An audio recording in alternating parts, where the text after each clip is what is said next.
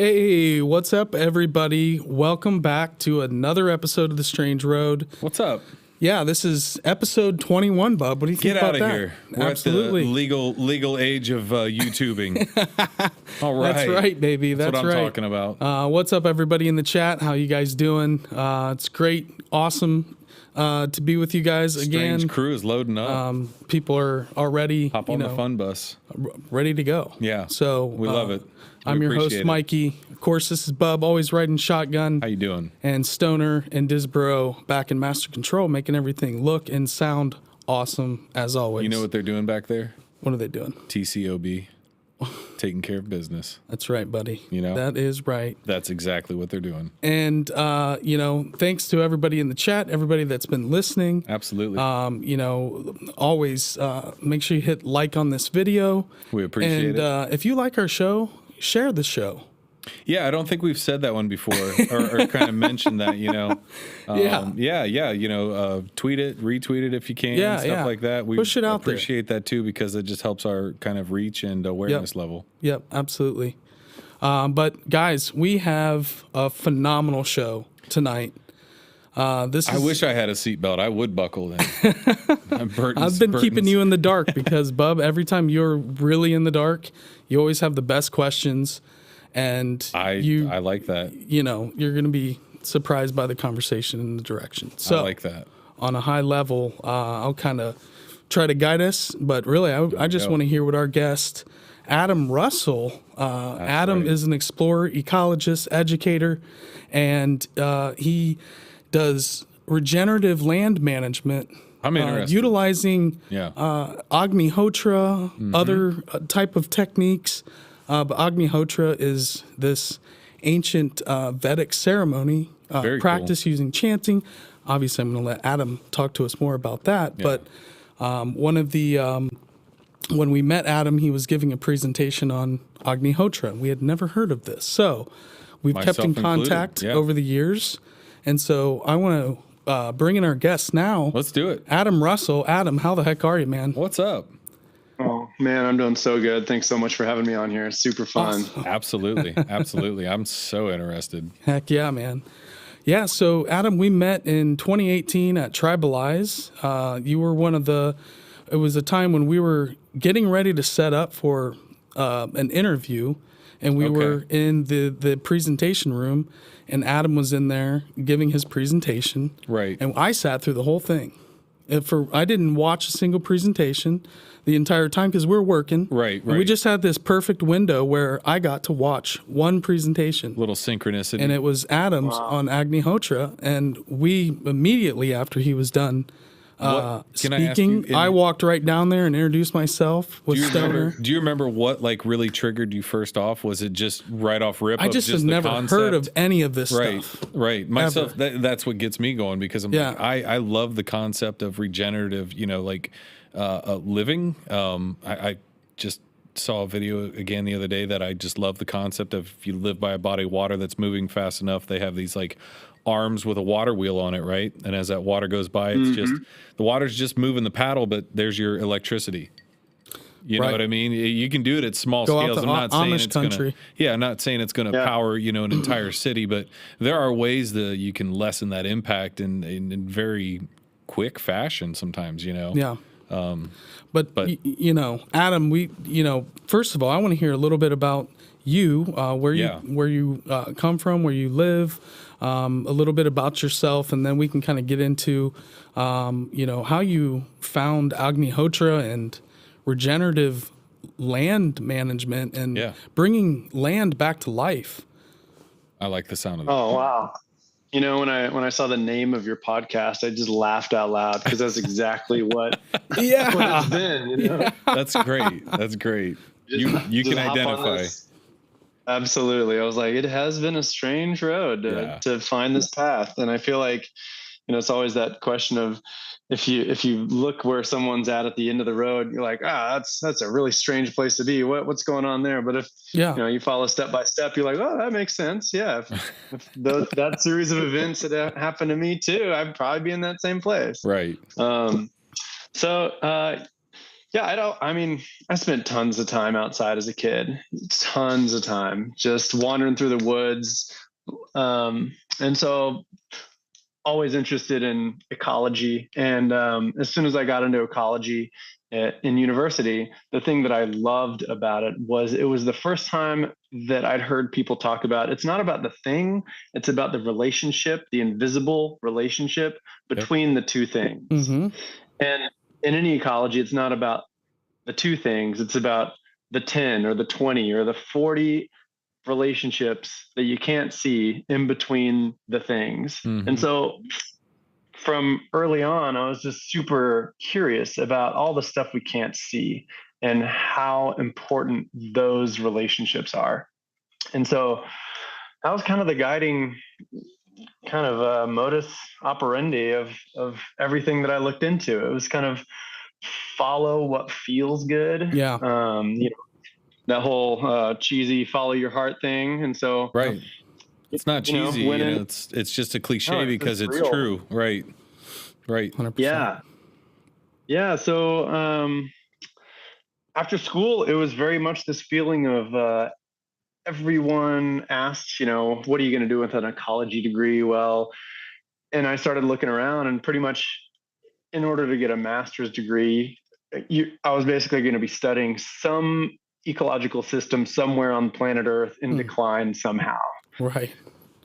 It's like, well, that doesn't feel like a great use of my time and resources. Go hang out in some scab land or just, Exactly. Some lab counting eggs of something. Right. So, after school, I just moved up and became a naturalist up in the North Cascades National Park, which is one of the absolute wilderness gems in the lower 48 states, most heavily glaciated national park outside of Alaska. It's an unbelievable place. Wow, and so I just wandered in that place as a naturalist, learning and then teaching what I was learning to kids and adults for about 5 years. Just exploring and wandering and just being in the deep wilderness, because it seemed like if I was going to find any form of real truth in the world, it seemed like all the people who you read about that were of significant consequence all disappeared into the wilderness for some significant amount of time. Yep. Reconnect. So I was like, all right, exactly. Been there. Grounded. Yeah. So that's kind of where I took it. And when I was up in this place, a group called Remote Medical International would come up and they'd teach a remote emergency medical technician course. And so I took that course and started teaching and working as an emergency medical technician. And so in the back of my mind, I was always, looking at things through an ecological context. But now I had this new skill set of assessment algorithm. And then depending on once you get all the information, how do you treat a living system? Human being, obviously, as an EMT, but I just always kind of looked at the natural world as, okay, how do we assess where we are and then treat that with the appropriate tools? Right. Sure. And so I worked with Remote Medical International for about 10 years, traveling all over the world, seeing a lot of different wild places. And it was always in the back of my mind of how do we assess and treat a living ecology? And when I really dug around, there weren't a whole lot of functional, useful, cheap, available tools that I could find. All of it was, write a $50,000 grant and then travel somewhere that's bulky and expensive and laden with expensive equipment. And so I just was always curious about how can we improvise? How can we innovate with tools and junk and garbage, and find some real solutions with locally available resources? And so I just got super curious about how other people were growing food. Yeah. And any time I ever found someone who was using some method that was different than anything I'd come across yet, I would just dig in deeper, as Right. you do. You just follow the road, follow the strange road, and drop down the wormhole. Yeah, that's right, man. I love it. It's so true.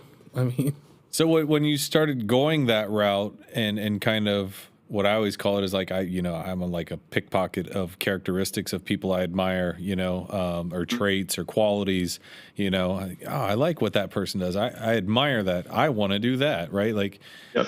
Doink. Right. Yeah. Did you Goes find in my bag of tricks? Yeah, and you started finding that as you went away from the natural path of being an ecologist and kind of finding your own path inside of that. Did you start seeing it open up more and going, well, that makes a lot of sense, and did it slowly just gain its own like force to where it was just like, oh, how did this happen? I'm a year or two into it and I have no clue, and you, like you said earlier, you put the pieces together, you're like, well, this led to this and that led to that.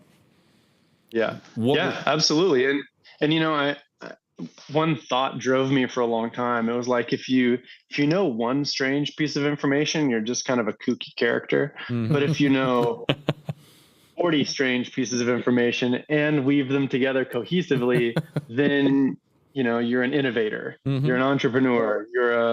You're a tip of the spear. You're a world changer. That's what you do. You find all the pieces. And so then I was like, if I can find, and what I found was, each, as I really set my mind to trying to find beneficial solutions, each thing compounded. It was like compounding interest of, as soon as I found one interesting tool, let's say fermentation or biofertilizers, or Korean natural farming, where you basically snatch up a bunch of local biomass, grass or husks of a plant, you throw it in a bucket, you grab some leaf mold from the forest, just some area where the leaves are kind of glued together with that white mycelium fungi, you throw it in there, and boom, a month later you have a fertilizer. And then as soon as you share that simple thing with someone, they'd be like, oh, you shared an interesting thing with me. Well, here, everyone's carrying around some secret little thing that they don't share with everybody. Hey. As soon as you kind of like, I'll show you mine if you show me yours. Well, there you go. It's kind of like entering into that. I don't you're know in if it's a club, but you're showing circle. your hand, and that gives somebody else the confidence and I think you gain the respect that they're like, hey, you know what? I'm glad to see that you're doing that, because I think that comes around, and that's what I always say about whatever your interest is or path or hobby or whatever focus, once people know about it, if you don't tell anyone, nobody else is aware of it, because anytime something that is strange comes up in my family, they know who to go to. If I never told them, if I didn't tell them, hey, I'm interested in this and this and this, which they know extensively, they wouldn't care to tell me. It just wouldn't be on their radar. Yeah. So you're putting yourself in that awareness spectrum too, and that grows over time, right? Absolutely. And then your entire network of people is like, oh, I found this interesting, strange thing. Yep. That guy who's interested in that would be interested in that. Yep. And then you're just this funnel of information, and all your friends, family are all minions sending you more information that you just get to sort through. Right. Just last week, a dear friend said, hey, have you heard of electroculture, which is a way of basically integrating natural electricity that's in the atmosphere into plants and gardening? Wow. I was like, that's, I think I've come across that, but let me dig into it. I was like, yeah, you know what? I came across this idea 5 years ago, and then I didn't continue down the path, but we're doing other methods that use the same principles of, we're on an earth, a spinning earth. It's, the earth is charged one thing. The atmosphere that we're in has a different charge. There's a charge gradient between earth and sky, just like a battery, positive and negative terminals. And so if you put an antenna of sorts to allow that energy to move from earth to sky and from sky to earth, then you freaking out. Wow. You basically you connect the circuit. You feel like you're like there's more like Tesla ideas at certain points of like discovering that free energy, and then I don't know if it was the ionosphere he was trying to tap into with Wardenclyffe and the tower, and but that's what this sounds like. Is that what you're saying? That's wild. We're basically living on a battery of sorts. Well, this is very, very, very. You just blew my mind live. So there's this gentleman named Ross Hamilton from Ohio here. Oh. He's a longtime mound and earthwork archaeoastronomer that looks at these ancient sites here in Ohio and all over the Midwest. These super advanced ancient structures, these temple complexes. They look like circuitry. His theory is that these were power plants of energy to create mana. They were capturing, bringing in the mana into the plants. They were growing these giant plants. That's where these... You need to hook them up. Giant people come from, these legends of the giants and the tall people they find all over that's written about in the newspapers that, in ancient times, these sites were essentially power plants of energy to that they were pretty much harnessing and creating this super advanced culture, and that it's very old, very ancient. Mm-hmm. So these are the things that are coming back around and being rediscovered by guys like Adam. That just just blew my mind. You're connecting dots. I love it. Absolutely. Yeah. Yeah, I think the first speaker that you had on this podcast, I listened to the gentleman out in the Ohio Serpent Mounds. Yeah. And boy, talk about connecting dots. We had just VJ. Well, I don't know if I need to. Jeff. I think Jeff maybe. Yeah, Jeffrey Wilson. Yes. It was one of those days of listening to him about these big stone circles. Yeah. And that morning we'd been out on a piece of property building stone circles on ley lines to release latent energy into the environment. That instead of just passing underground through the land, and the land is just sitting up there struggling, make a circuit. By putting make a circuit, release it, kind of like acupuncture, like let that energy out into the air. That's what obelisks were, man. Obelisks and stone circles. So that's pointing energy, pushing it along the grid. That's one of pulling it kind up. of the leading simple, effective, cheap, basically free tools that we use is we'll dowse for ley lines or energy lines, and we'll ask where they cross, and specifically where I refer to male ley lines crossing because they have an upward, like an upwelling, vortex or an eddy. If you think about where two rivers cross, if you've ever boated, hop on a canoe and you'll learn a lot about eddy currents and wellings. Go whitewater rafting in West Virginia. Oh yeah. Yeah. I think the first river of the Skagit and the Cascade River that I tried to canoe on, here it looks normal, but as soon as you touch it with that canoe, it just flipped over because there's so much upwelling movement and eddies and vortexes. That it was a real, wake up call to get flipped in a, glacier fed river. Whew, that's cold. That's real cold. I've been in one up in Canada. But what we're doing is you're finding those places where you have two lines crossing. There's an upwelling of energy, and that's where you'll put granite or an obelisk or a pyramid, because specifically not only the geometry of the upwelling peak, which is condensing, coalescing, and moving upward, but also just the formation of the rock structure, whether it's basalt or granite, is formed in an upwelling process. It's upwelling and floating from the mantle of the earth up to the surface of the earth. And so it constantly has this upwelling movement. And so by putting that granite or basalt in that upwelling location, you amp it up. And now you have more upwelling movement free into the environment. And then vice versa, nearby one of those male-oriented vortices is a female. area where you have ley lines crossing and they create a downward spinning or an inward. There's not really an up and a down. There's an inward and an outward on a spinning spherical Earth. Right. And so in this inward vortex, that's where we put high calcium or limestone circles. Okay. And that, limestone is a downwelling formation. It's ocean water and crustaceans that settle out of solution onto the ground. And so their formation is a downwelling event. And so by just putting basalt in the upwelling and limestone in the downwelling in a circle, you basically release more upward and more outward and more inward energy to be available in that environment.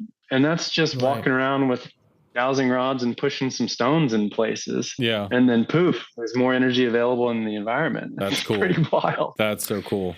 And it's palpable. You go to those places and it's like entering into almost like a wall that you pass over. You immediately feel like when you go to Stonehenge, never been certain parameter.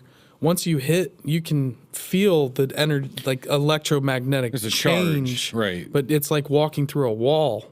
I've experienced that at Chaco Canyon. Yeah. And Chichen Itza to a certain extent, but definitely because, he's talking about the stone circle. Yeah.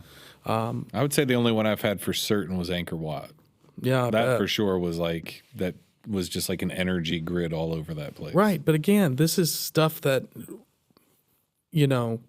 these ancient sites. Yep. I know. They're not burials or tombs these are machines. I mean, a lot of people, engineers, charging stations for humanity to use, geologists, to go there and feel that. Like we've said, you're walking into this wall of energy, holding ceremonies there, you're gathering in supercharging masses. Right.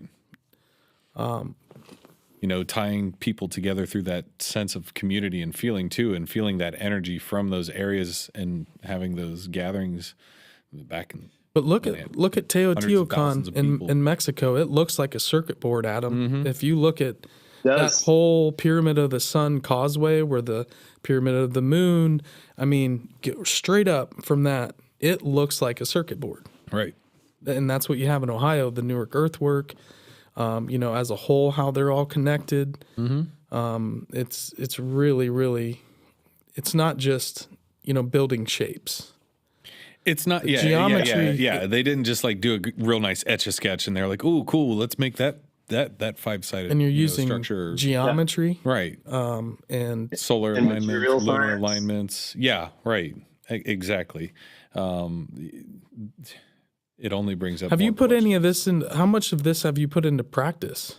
Or what kind of ideas do you have for this type of this is huge. This kind of thing is.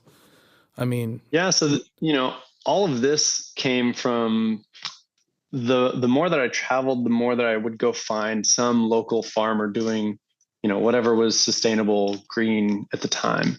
And it seemed like probably 5 farmers in a row, just as I was leaving, we'd already said our goodbyes, thanks, blah, blah, blah. And they would say, you should look into biodynamics. And then that was the very last thing that we would say. And I was like, wait, what? We don't get to talk about that? And they're like, okay, yeah, nice to meet you. Bye. Fade into the distance. Cliffhanger. And it happened 3 or 4, 5 different times of you should check out biodynamics. And, biodynamics really gets into this whole topic of, well, there's content, there's the stuff that's inside of us and that's inside of a plant. And then there's context in the air outside of it that it's consuming. A plant only gets 30% of its nutrition from the soil. The rest 70% of it comes from the atmosphere that it's consuming, transpiring, respiring, and breathing. And so the majority of the nourishment of all the vegetables that we eat come from the air, which we don't talk about very often. That's interesting. Yeah, super interesting. Because then it's like, well, what do you do to make the air more nourishing? We have things like foliar sprays where you spray things on the plant, but biodynamics was the first place that said, don't even spray this thing on the plant, spray it above the plant to alter the atmosphere that the plant is growing in. Sure. Because basically And so, through biodynamics, there's certain sprays you spray on the ground, which are all about that inward force, that downward force, that rooting force, and then other things you spray up in the air, which basically you're working on gravity on one side and then levity on the other side, so that the plant can fill the space more. And so really, the deeper you go in biodynamics, it gets into dowsing and then these other concepts of like, well, in the morning, there's an upwelling movement of energy from earth to sky.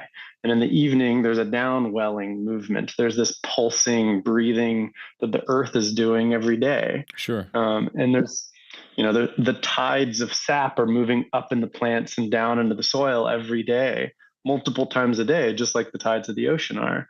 And so it really opened this really interesting, fun conversation of what's actually occurring in this green leaf in a 24-hour period is a phenomenal event of, flowing saps that don't just flow, but even it gets into the circulatory system of the human body. Our whole circulatory system is run off as a siphon. Our heart, as is understood through biodynamics, is not only a pump, it's also a siphon. Yep. So you're siphoning from the back end, and then you're kind of a keto throwing from the front end as it leaves the aorta. And so you have this beautiful geometry that's acknowledging the inward flow and just redirecting and slowing or speeding up the outward flow. Right. That's interesting you say that, because that's always one of the things that made me appreciate our bodies when you stop and think of our smooth and our skeletal muscle and our smooth muscle doing the involuntary things, our heart, our lungs. We don't think about breathing. We don't think about our heart pumping all the time. It just does it. And it does such amazing under the hood tasks that we're just unaware of day by day. But I always thought that was so cool. I didn't mean to stop you there. No, love that concept. It's fascinating. Yeah, it's so cool. So to your question of, are we doing this? Yes. So, with moving up to current day, I'm a regenerative designer with Symbiosis, which is a regenerative design company out of Central Texas. Cool. And, when I went through, when I came across permaculture, it was the first rubric or algorithm that was like, hey, you know what? The human being is not just bad and has the potential of being less bad. We're potentially hyper amazing pieces of our local ecologies that can build soil faster than it has ever grown in a natural environment. Right. And we can truly be these stewards on earth that when we are working with our networks, it's not just me, but it's me and my networks of networks. And we can be this massive regenerative force on planet Earth. And we can move ecologies into a greater abundance than we've ever known in our lifetimes. And so that really, fired up my ecology mind of like, now we're talking. Now we're building ecologies in abundance back into living systems. That's what's up. That's cool. And so that's what we do at Symbiosis is we work with different clients. Everybody's got different hopes and dreams and budgets and climate of the mind, which is, as y'all know with this show, super important. If you're not willing to believe something, then no matter how much fact there is for it, you're not going to believe it. Yep. You can only lead them to the water sometimes. Yep. 100%. Exactly. It's I just heard this the other day that so many people say seeing is believing, but really it's believing is seeing. You got to believe it first or yearn to see it. And then, the more that you're like, oh man, I've heard about this thing happening. Yeah. I know a guy who says it's possible. I've personally never seen it, but boy, would I like to see that happen. Same path, but slight bifurcation of one thing I'd always heard about is, the sentience of plants and how they'll protect themselves. And one thing that you can see if you're in a field or a pasture or a garden just before a big thunderstorm is those plants will sense the the change in barometric pressure. And so they'll force all of their sap underground to preserve as much of to preserve as much of their life and life force as possible. And so I'd read this in a book, so now it's like in the back of my mind. I'm like, boy, wow, I can't even imagine what that's like. So I walk outside and I walk into our garden, and I'm, really proud of myself. I'm like, wow, we turned this thing from a rocky cactus patch into a garden, and everything's like plump and rich and ripe and looking beautiful. 20 seconds later, the entire garden has laid down on the ground, like looks just dead. Oh my. I'm like, I'm going into like grief. I don't know what's going on. But then I hear thunder in the distance. Wow. Like, totally makes sense. Yeah. I wonder if that's for sure what's happening. Yeah. It came out, huge thunderstorm came rolling through, massive winds, lightning, thunder.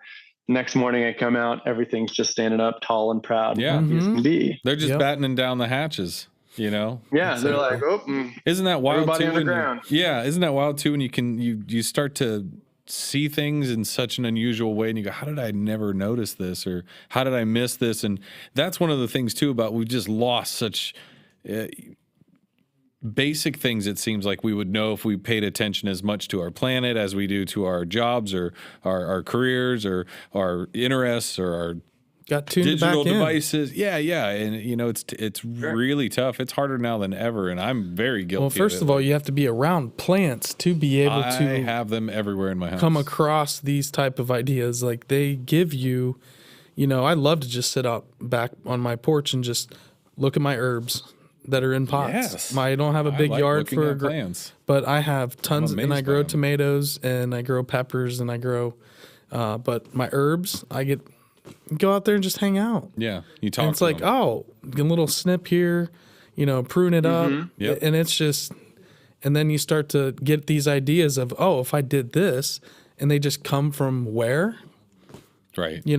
Right, and maybe the plant itself. Yeah, I mean they're unbelievable you communicators. Might be onto something there. Yeah, look at the chemical transmission of information. I mean, all of our medicine is from plants, pretty much. A lot of it is venomous animals and spiders. They're and really good at transmitting information through chemistry. Mm-hmm. Oh yeah, you know what I mean. So that's why they can transmit messages to your body. Really, right? We're set up. That's a good point. We have the receptors for a lot of these chemicals too.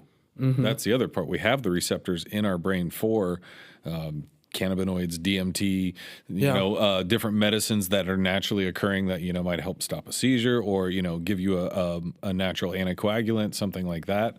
That's the forests are our pharmacy beyond our bodies and our own internal chemical system of our hormone. They're communicating cascade all the time. Yes, they are. Well, and what you just mentioned, so many people ask, where would I start? There's so much information. How could I even begin? And what you just mentioned is exactly it. A sit spot, one spot that you go that's within 2 minutes of your doorstep. So you'll actually go to the same spot and just go and sit, multiple times a year, different times a day. And you'll learn so much about when things are budding, when things are flowering, which insects, are bringing in which predators and what the local neighborhood cat does and how the birds respond to that. And just through that one little sit spot, sitting there once a week for a year, it would be the best time investment anyone could do for free for their awareness. I used to sit on my front porch and whittle a lot, and I would stay up. I worked night shift. Nice. I would be up at 2 a.m, 3 a.m, and I would always hear these noises, and I'm like, no, there's nothing down there. It's just, it's a mouse or something. And I have a very unusually high activity of possum activity. And I had all these sticks in my front yard, and there's a little baby one out there one night, and, there's cat fights going on, and, a lot of animal activity. I grew up in the country as well with Mike, and, we've talked about it before. That's what we did all summer long when we were kids. Played in the creek. Snakes, turtles, fish, crayfish, whatever you could see. The carp when they would run every year, or if it flooded, that was our water park. But I totally understand what you were both saying about that sit spot and having something that you can not only be out in nature, but you can have almost like this. You can see it change if you sit there long enough. If you're there once a week, twice a week, you can actually see it change. Like my maple, I can tell when that bad boy's ready to go. And I know a week after it gets ready, it's just going to burst out with these beautiful leaves because I've seen it happen so many times. I know all the signs and awareness. And now that you've said it about the storms when they roll in, that'll be in my mind completely. Yeah. Because I get very sensitive. I start feeling the charge myself. I don't like thunderstorms. I love watching them from protection, but I start to feel the air change and I'm like, I'm getting the hell out of here. Oh yeah. Yeah. I get nervous. Yeah. As a long-term climber, lightning is still that's a big matzo ball. Yeah. A reason for running. Yeah. Do you climb, do you boulder? Do you top rope? Do you multi-pitch? Multi-pitch and alpine climbing is what I've done for kind of the last decade or so. And that was really a lot of where, I would notice, especially once I became aware of like the biodynamic calendar of, plant things during root times, plant other things during shoot times, and those parts of the plant grow differently. And I would notice, climbing on sandstone, I always felt like it was incredibly hard.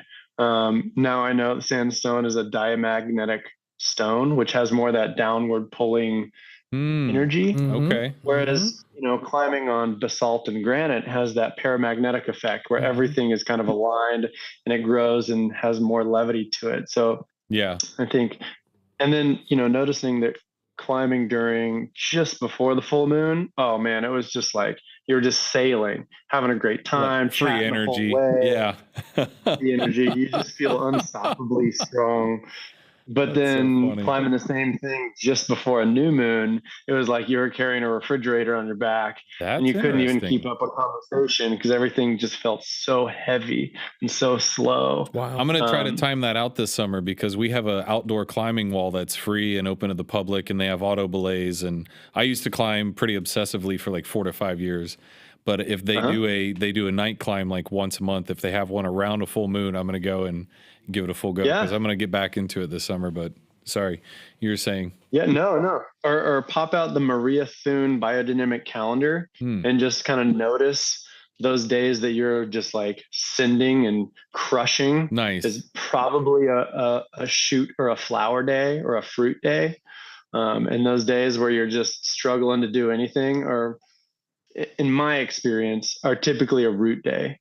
You come back and you're like, that's why. Cause I'm, all the energy is underground and I'm trying to go above ground and just nothing's working. So do you plan things around that calendar as far as like events or if you're going to do a crop or if you're doing certain things, does that calendar line up when you should do it? Because I've heard it in say Belize or different countries, we don't trim the palms until this moon cycle. Because if you do, your whole vegetation will be screwed. Like that was a very common repeated, trees and stuff, you do it too early. If you don't look at the palm leaves on the cahoon palms, you're in trouble. I was just like, really? And they're like, everybody, that's how everybody does it. That's how everybody knows in those areas. Yeah. I mean, it's just a question of, what are you trying to accomplish and acknowledging where is the energy in the plant? So if you're going to chop off a lot of the top of the tree, maybe you want the majority of the energy to be in the root so that you're lopping off material, but you're not removing a massive amount of energy from that plant. Right. But yeah, I mean, this is a super fun experiment.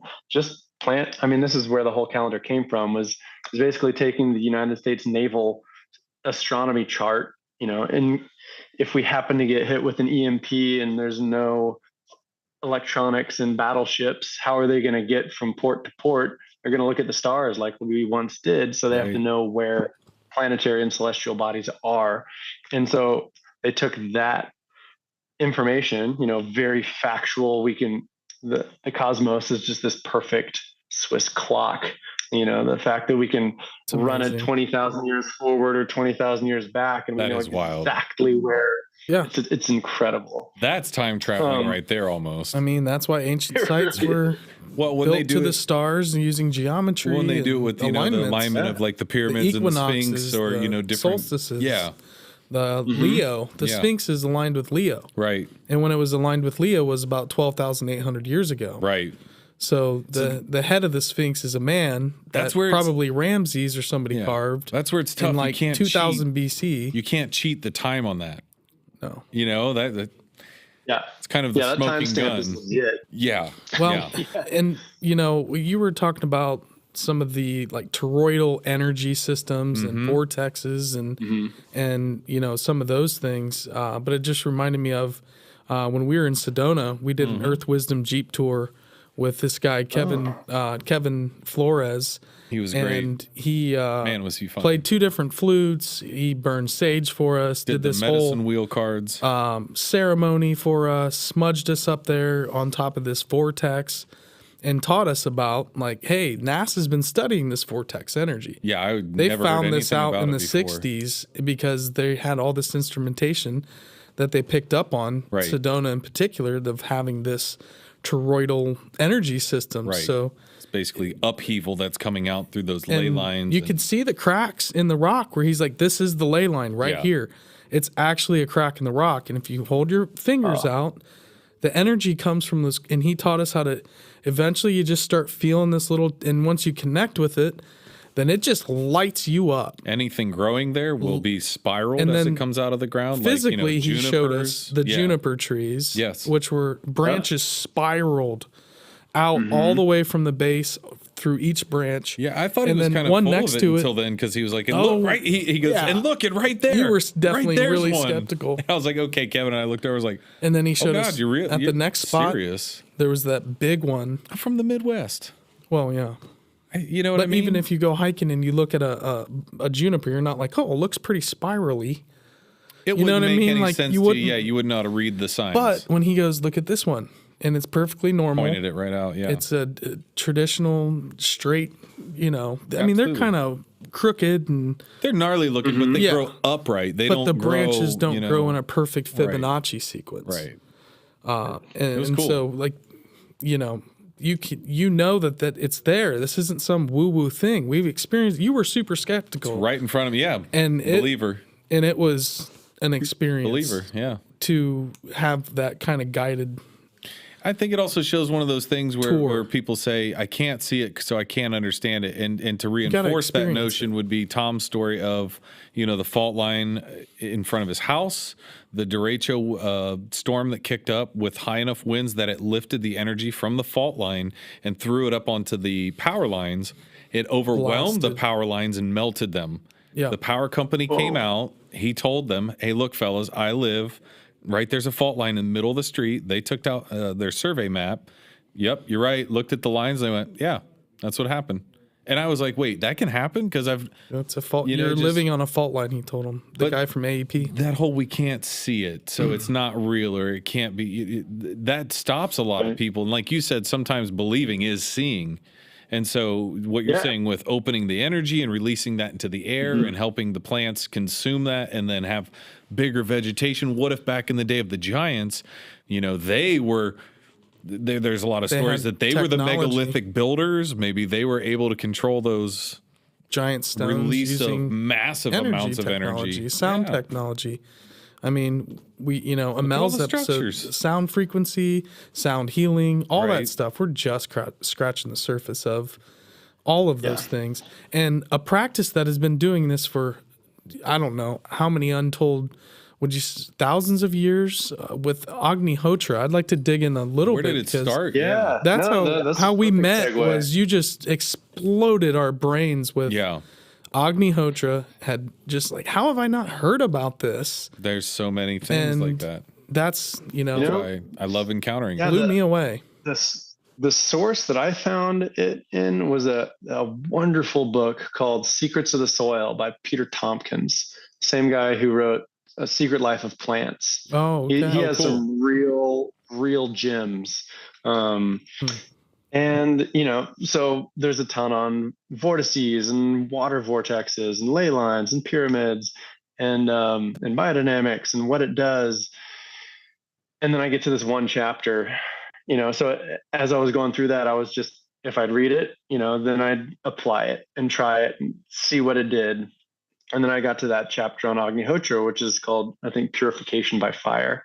And it was the first time I had ever heard the concept of you can change the atmosphere with a small fire, a fire, that fits in your hands. It's small. Not a big fire. No. Yeah. And so honestly, at the time, it was too much. It was beyond my comprehension. And then it involved me getting snatched up with a dear friend and going to Nepal for 2 climbing seasons and helping her. And she became the first American female to climb Mount Everest without oxygen. So just being around her and her just like unbelievable will, my friend Melissa Arnott Reed. And, so she just drugged me up into the Himalayas, and it was just such a gift to see that place. And in 2015, the massive earthquake hit while we were just outside of base camp. And so when I came home, I transitioned to work with a group called Team Rubicon to do disaster response for a month after that event, and just hiking into high parts of the Himalaya and bags full of medical supplies and helping groups of people who every single village we went to had lost half of their population. It was unbelievable amount of loss. And so when I came back, honestly, I was so disconnected from how to reconnect to people, American people, busy with whatever latest show is on TV or shenanigans are in the news. And so it reminded me of that chapter. And I was like, you know what, that's what I need. I need something that takes me back to the Himalayas that I can just process my own stuff with for a while. And so I just went ahead and just ordered the kit from this great place called Copperworks and just started doing it for 2 weeks straight, morning and evening, just as a personal experiment. It's supposed to change the atmosphere, which then plants are consuming the atmosphere. It changes the charge capacitance in the atmosphere. So instead of kind of a, same concept as a stagnant pond, doesn't have much life in it, but if you create that toroidal field and flow, then there's more airflow, there's more charge, there's more interaction, there's more particles in the atmosphere. And as we know, plants are the small water cycle. So them breathing their small particulate nuclei into the air puts these little charged nuclei into the atmosphere, which then attract precipitation and cause it to rain. So you remove the plants, you remove the precipitation, you turn it into a desert. You add plants, you add transpiration, you add small charged nuclei into the atmosphere, and you get more rain. And so by just doing Agnihotra twice a day at sunrise and sunset, in the middle of the summer in Texas, it started to rain. And there would not only just rain, but each morning in middle of July, there'd be mists. And the air felt different and it felt cool instead of just, hot, baked. As you can imagine, summer in July in Central Texas can be rough, but all of a sudden our entire local atmosphere was different. Wow. And so after 2 weeks of just doing this every morning, I was very much noticing like it felt like colors were brighter and mists were cooler. And personally myself, it was like someone just turned my intuition up to 11. Wow. And all of a sudden, it wasn't like randomly you'd have an intuitive moment and you'd say to yourself, oh, that was kind of a funny series of events, or that was a funny circumstance or serendipitous. Yeah. It was just, it became very much the norm. It was, if had a thought or you had a person you needed to meet. I was looking for a patent lawyer at the time. So I went into Austin after 2 weeks of this. The very next person I meet was the first person I ever met who also did Agnihotra, and he was a patent lawyer. Shut up. Damn. He was looking for a person who could explain Agnihotra's mechanism. Well, I think from a scientific perspective. I think you were vibrating at that frequency, because I've heard other people say that your natural state and his were so aligned, because you're harmonizing. Yeah, you know, you're lined up from head to toe. You know what I mean? Internally, you are humming along. I've heard people say that before, and back when I felt that way at certain times, and I was feeling the same of the synchronicities of how could this happen? I remember one of my friends at the time being like, "You are at a different level right now." He's like, "I don't know what it is." He literally couldn't put a finger on it. He was just like, but "You are like," he was like, "You're almost like vibrating. You're at such an energy level at this moment." And I was like, "I feel that." Lit up. Yeah, you do. You feel it internally. It's that kind of like the butterfly effect, but like just this energetic up and down your spine coursing to your toes stuff.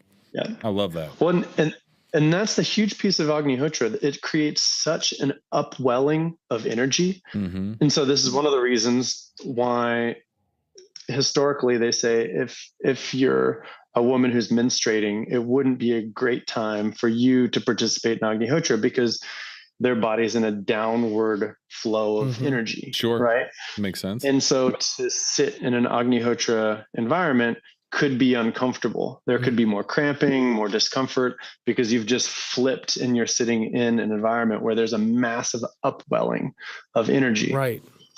And it is so intense that I mean, whenever I've, continued to do it daily for a month, kind of midway through that, after that 2-week period, there is a resonance that really gets set in your body. But sometimes there's such an upwelling that there'll be like full-blown dry heaves. And then eventually there'd be this big burp that would come from some place. I didn't even know that there was air in my body, but it would like come from some deep, dark lobe of my lungs that I had used in 10 years. Yeah. And you feel lighter. Released, it's that like full blown euphoria of like, oh, something just got, like blown out and opened up. Yeah.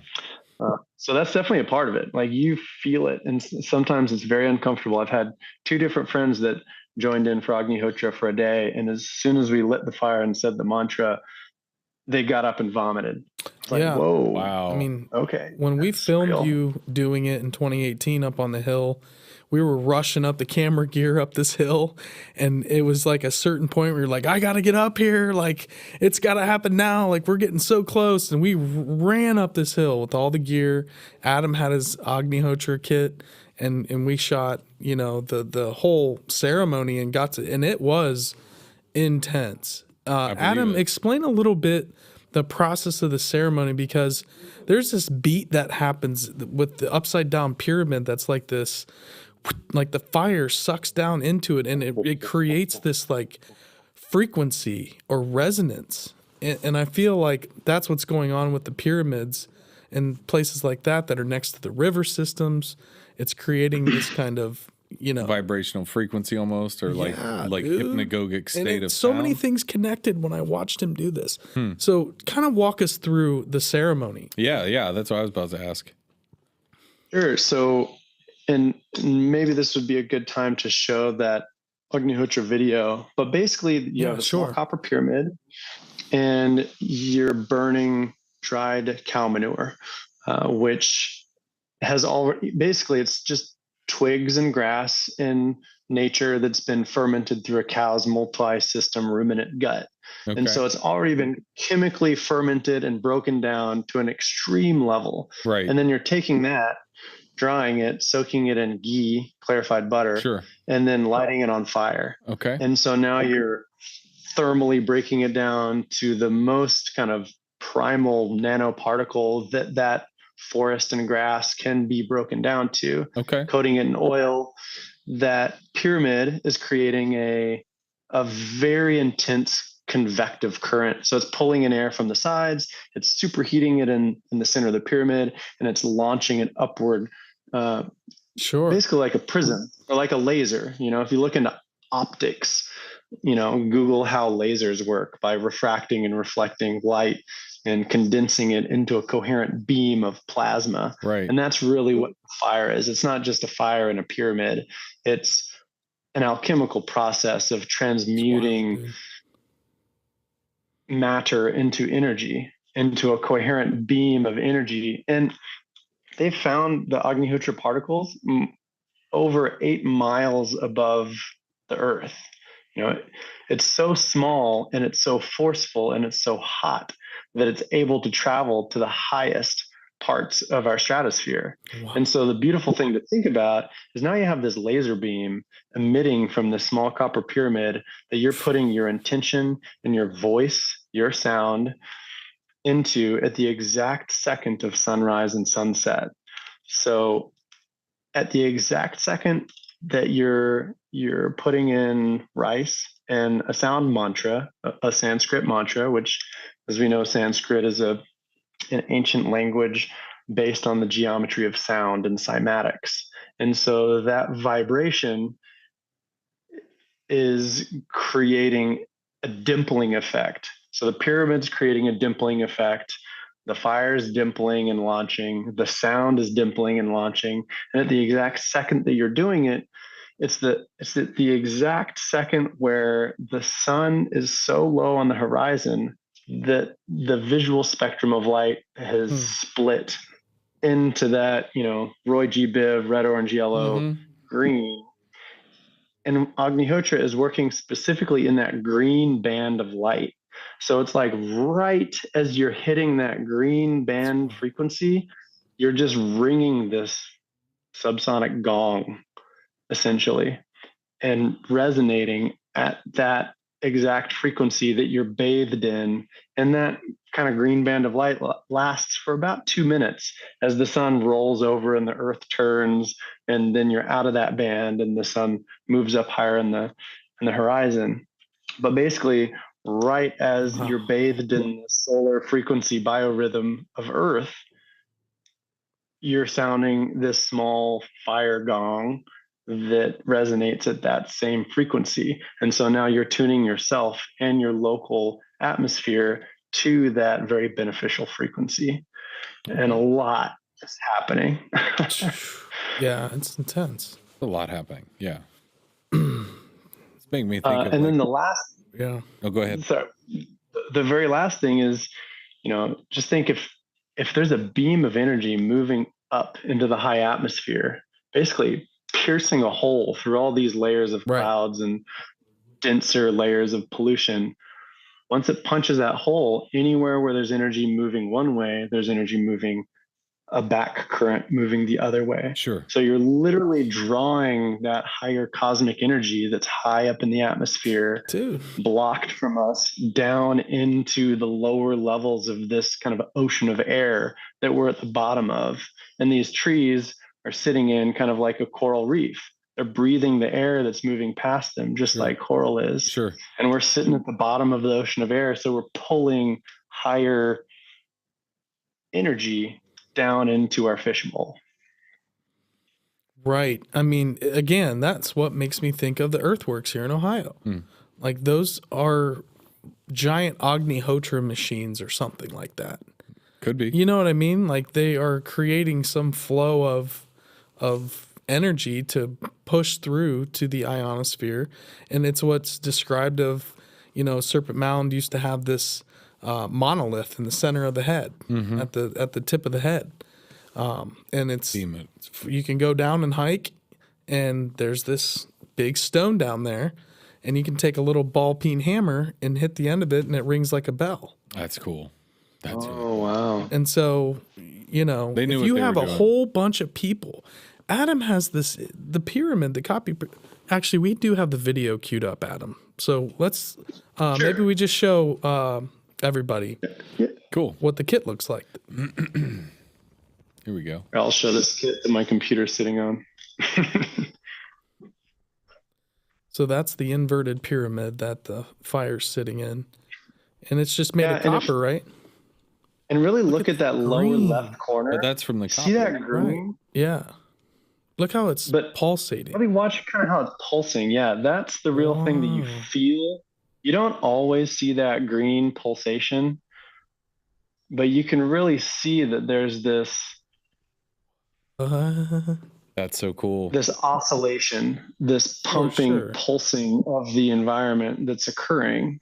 And I think that's what so many people experience and they feel, you know, they're moved by, by just sitting in this kind of pumping, pulsing flow of energy that their bodies generally haven't experienced something like that unless you've been to some place like a Stonehenge or a Angkor Wat. Right.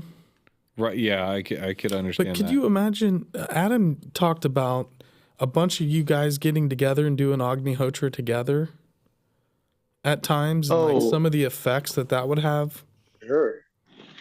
Yeah, and you know, just so it's cleared, so you can see scale. You know, that's the pyramid. It's very small. Yeah. Right.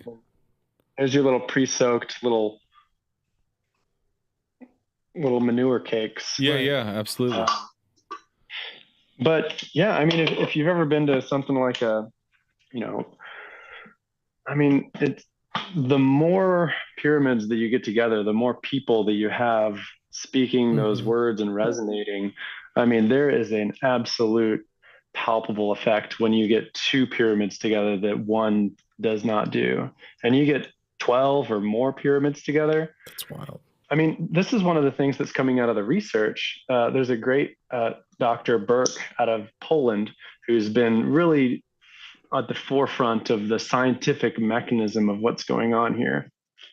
And one of the kind of tangible stories was when I don't know if you remember, there was a Bhopal sulfuric acid. Sorry, I'm speaking wrong. But in Bhopal, India, there was a massive, basically a chemical spill. If you look it up, and not chemical. So I'm stumbling over my words, but basically like a hydrogen sulfide was emitted into the atmosphere, and it was just a horrible disaster. And the people who were able to go into those environments and to treat the people who were affected, all were people who were continuing to practice Agnihotra. Their bodies were able to take on the impact of it. They were more resilient to these detrimental effects. You know, the other tangible research coming out is just being in the presence of the pyramid will drop fecal coliform levels in water by 50%. They've put sealed water in Faraday cages, trying to isolate, you know, what is this? Is this within the electromagnetic spectrum that's affecting this cleaning of water? And even when water is sitting inside of a Faraday cage, which should block all electromagnetic radiation, it still has that decreased fecal coliform and pollutants in the water by 50%. So something in this event is beyond the electromagnetic spectrum, or something that is at least beyond the capacity of a Faraday cage to block. Sure. And so there's really cool research coming out on its ability to help with addiction and recovery, post-traumatic stress. And personally, in my experience, I think it really just reconnects you to this deeply energetic, like, memory of who we are as a soul incarnate on this planet for some interesting reason, that we're all remembering that there's something so much greater to the human story that we're able to participate in. But it really kicks away all the fluff and societal programming, and all of a sudden you're just like, boom, here you are having a very visceral experience that is your own and no one else's. I mean, that's what's missing in so many people that don't, you know, whether it's holotropic breathing, doing psychedelics, having a meditation practice, some way to like disconnect, go out into the woods, get out of your be regular silent routine for 3 days, get out of your own neighborhood, go somewhere you have never been before type thing. Yeah. Do that too. Break your routine sometime, and having a practice, every day that can connect you with something. That's a good one. But the Agnihotra is this kind of ancient practice. This is the Vedas, specifically the Rig Veda, from what I understand. These texts where, even today, the fire Veda. It's practiced in India today. Mm-hmm. It's hasn't gone away. VJ's heard all about Agnihotra. We talked to him. I don't think it was on the show, but behind the scenes. But talk a little bit about that, kind of the history of it, the background, a little bit of background. Yeah, so the first time that it's mentioned is in the Upanishads, which is a fantastic book. If anyone hasn't read it, it's one of the, I believe it is the oldest Vedic text that we know in existence. And really, from my perspective, after reading it maybe 7 years ago, it's really about this story of a young person walking through the world, asking questions about how do I exist well in right relationship with the world. And so it's very much this kind of coming of age. He finds mentors and asks them questions, talking to nature spirits and gods and entities about, just how do I live in the world? And personally, I found it a much more enjoyable read than the Rig Veda. I found the Rig Veda to be very difficult and a massive amount of repetition. Yeah. And honestly, after spending time with Agnihotra, it makes sense that basically through the massive amount of repetition, it's like when you're working with fire, the repetition is what gets you to that next level. It's like with transcendental meditation, you can't just say a mantra once and poof off you are in transcendental space. You got to just keep pounding at that repetition until you finally break through wherever we currently are. Yeah. Right. Like kirtans. I've had that experience with kirtans. Yeah. Yes. And even listening to the same kirtans over and over again at night, where I got into this hypnotic state and did that for a year. Yeah. And it is intense. I use a mantra when I can't sleep. And I got it from Ram Dass's book, The Only Dance There Is. Mm-hmm. And it was something about, I can't remember it verbatim. I only know the words that I don't understand in English, but I remember the mantra. But it's something like the heart in the middle of the lotus flower. Like this whole, like kind of what you're saying, that toroidal energy, of everything is everything.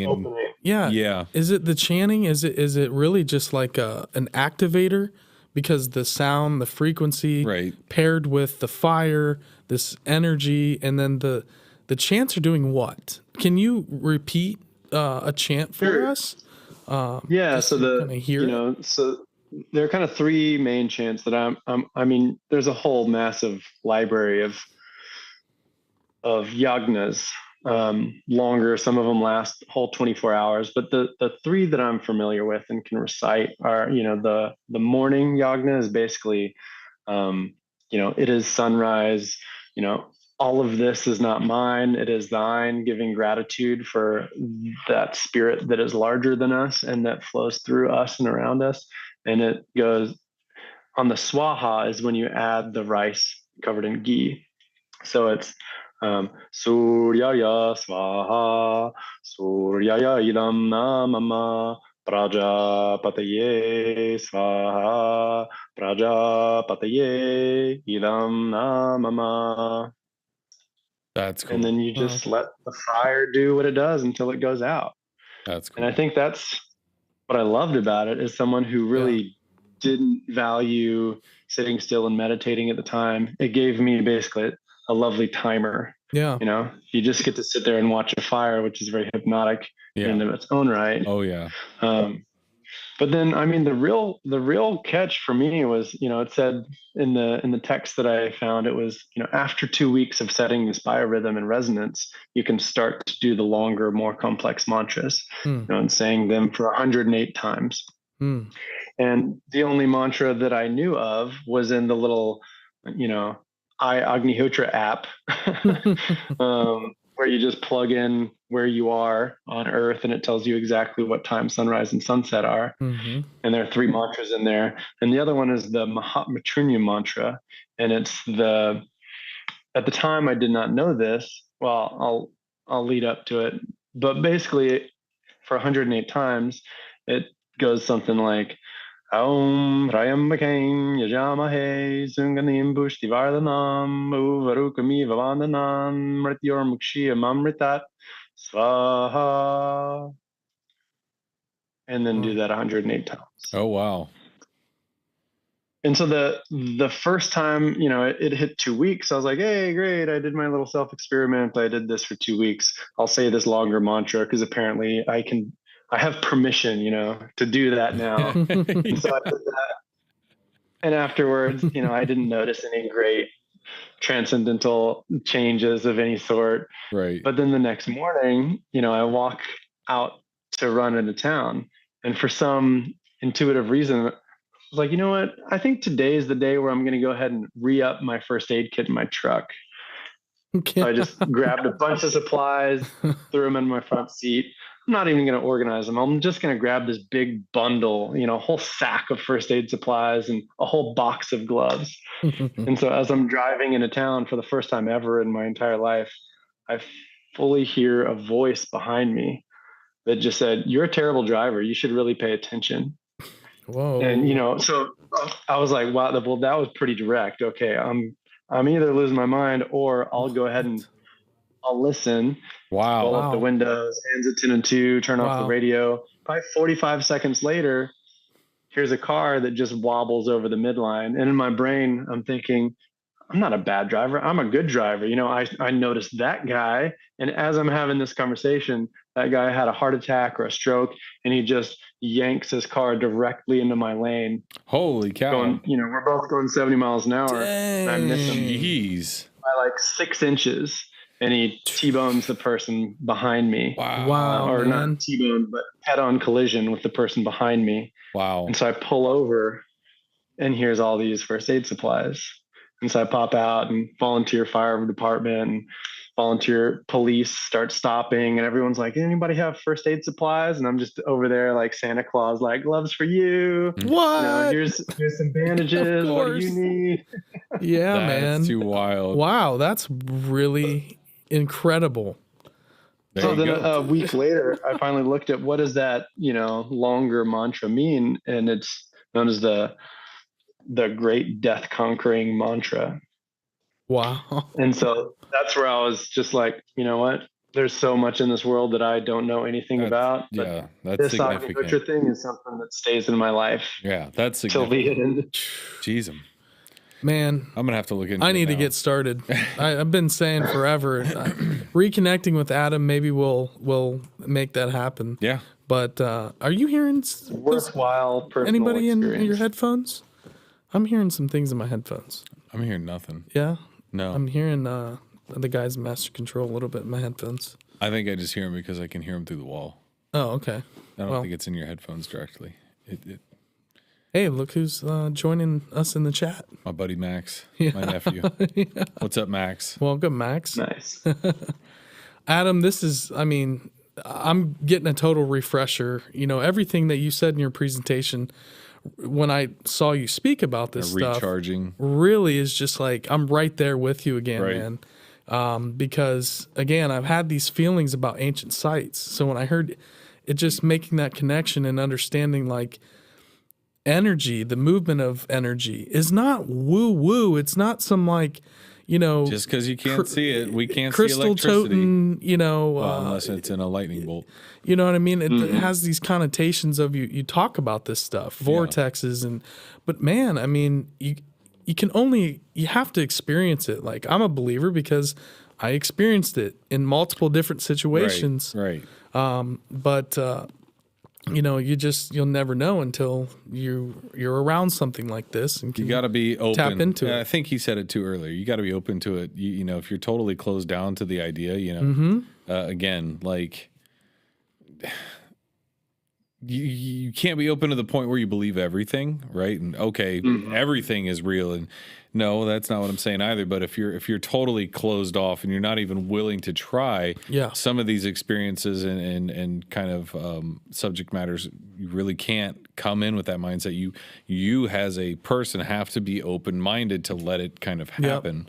And that's tough for a lot of people, you know, especially super tough. It's not an easy thing to do, and myself included. But you know, where I find the best practice is, hey, I don't have any experience with this. Why don't I give it a try? And again, was saying the mantra from the Ram Dass book, like, did I ever really think it would do anything? No, but I know when I used to do it very often, I had the same kind of like, not dodging trucks or anything, but the synchronicities, the life started playing out in front of me a little bit to where I was like, almost like, am I making things happen? Or are they happening? You know, that level of, you know, I have to get back into that. Yep. My chant I know was Om Namah Shivaya. That was my go-to chant. I don't know. There's something about you know, there's a few chants that I really like, but Om Namah Shivaya, no idea why.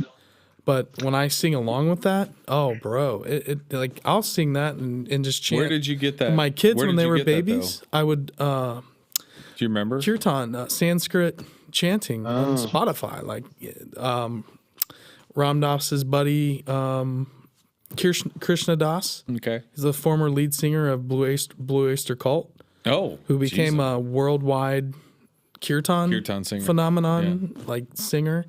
He went over there shortly after Ram Dass did, and Nareem Karoli Baba was his guru, just like Ram Dass. Yeah. And he, you know, when he passed away, it was like really hard on Ram Dass and went through all these things. But he also had a great quote about when he met his guru, and he was like, you know, with Leary at the time, right? And they were heavily into the psychedelics, and that was one of the first things that Ram Dass did. His guru was like, give me some of that medicine you brought with you. He called it yogi medicine. He's like, what do you mean? What medicine? What are you talking about? He's like, I know you brought medicine with you. He's like, give me some of it. So Ram Dass recounts, he's like, I gave him like a, you know, 100 milligram hit or microgram hit. Huge hit.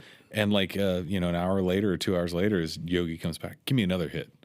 And Ram Dass, like, this guy's crazy. He gives him another one. And like an hour or two later, he comes back, give me another one. So he like triples or quadruples what is normal. And Ram Dass is just like, he can't understand what's happening. So he's like, how are you doing this?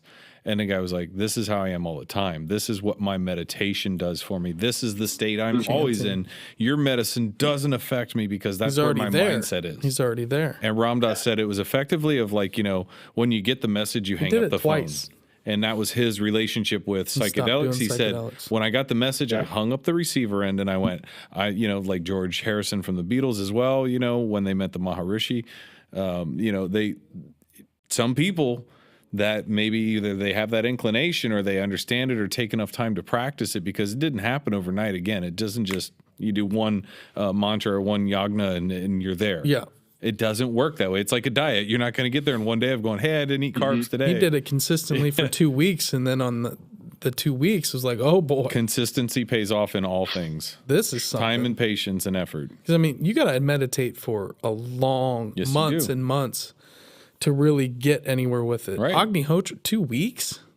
That's powerful, man. Well, it's an accelerator pedal. Yeah. I would imagine. Yeah, putting the intention behind it, too. And I'm glad you mentioned kind of that psychedelic connection, because I think one thing that's important to mention to people as they're about to, you know, potentially embark into their inner landscape for maybe the first time is it's going to present itself in all sorts of interesting ways: voices, sounds, sights, feelings, and it's important to be grounded and to have some kind of community around you, because you can experience some things that you have no context for, right? You know, nothing before it. But I would just say, in that same kind of setting of psychedelics, of if something comes up, be curious about it. You know, ask it questions. To you, it might look like some creepy thing, and just, you know, kind of that whole thing of introduce yourself to it and ask it what it has to teach you. And then the scary parts kind of dissolve, and the learning has an opportunity to move into. And there's no running from it. No. When you're faced with that in a journey and you try to run from it, that's what we call a bad trip, ladies and gentlemen. There are ways to not have a bad trip, but you have to be okay with being completely freaked out and letting it all go. I think that's where it gets dark. People cannot let go. They want to control what's happening, and they just, as soon as you let it, and then it control's an illusion. And that's nothing's under control. Your ego is holding on for dear life. Watch None of Donnie this Darko. makes sense. Yeah. Have that airplane engine crash through the roof. Even that movie talks about what we're talking about here with that ability to kind of see that pathway. And, he has that question of like, if you can see your own path, what does that mean and how does that literally it does. It's I won't say Final Destination-ish, but it's like this. You haven't mentioned a movie reference yet, and you just did 2 right in a row. Well, that's a world record. Well, I'll say this: Necro and Flutz took my where I was going to go with it, because when you were saying your chant, I almost thought it was like the dude that gets put in the Namah Shiva. I know, but if you say it fast, the guy from Temple of Doom, when he's getting put down the fire pit, that's what he says. He's I think he's saying that. Right, he is. Om Nam Shiva, Om Nam Shiva, Om Nam Shiva, and he's like getting. Yes, the guy that's just going to be sacrificed. Oh, he right gets before roasted. Yeah, they get the woman gets captured. Molaram rips his heart out. Yeah. Sorry. Well, and strange road detour. No, that's all right. You got to take a couple turns to know where you're going. But that mantra that you just mentioned, I don't know if you're familiar with a guy named Pat Flanagan, who wrote the books Pyramid Power. Great books. Unfortunately, he passed away just a few years ago, but a real savant, brilliant individual who started. He worked with the government and the Pentagon when he was like 13. Oh, like unbelievable. Wow. Okay. Genius. Yeah. I'm going to have to look into this. Yeah. Oh man. Patrick Flanagan and his Pyramid Power books. I think there are 3 or 4 different books.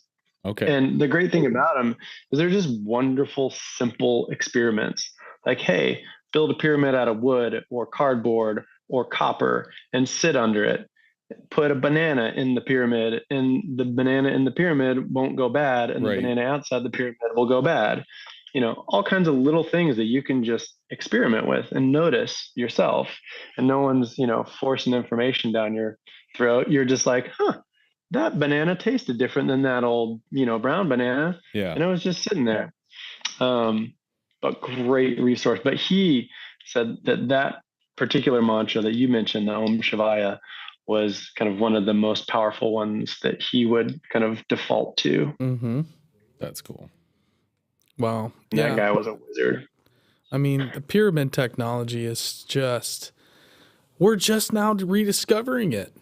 Like really, it's becoming like the Russians dormant for a while. The Russians are doing have these huge pyramids. Amazing experiments with these glass. Sometimes they're made of metal. But they're out in these meadows and they're, curing cancer. And it's not getting a lot of mainstream attention at all. But do you know anything about the Russian pyramids and kind of how that might relate to Agnihotra in a sense? The proportions of the Russian pyramid is what my wife and I got married in. What? Yeah, it was great. Cool. And we still have that. That's what our flow form fertilizer mixing unit is inside of now. So now, and that's kind of what I've been playing with is any of these coherence creating technologies. Let's just stack them all together. Because nature doesn't say, I created one tree, we're done here. Yeah, it's like, no, let's layer this. Let's get a multi-layered forest, and then each time it just keeps working better because it's always moving towards higher levels of complexity, higher levels of awareness, and higher levels of consciousness is like how evolution works. That's the path, the strange road that evolution travels. There you go. Is those 3 things. And so, now we have the Nubian or the Russian scale pyramid with the flow forms inside of it, with the Agnihotra ash moving through the flow forms. And then we're putting that on plants and they just explode. Whoa. And they're resilient. And they're amazing. That's awesome. You use the ash in the soil.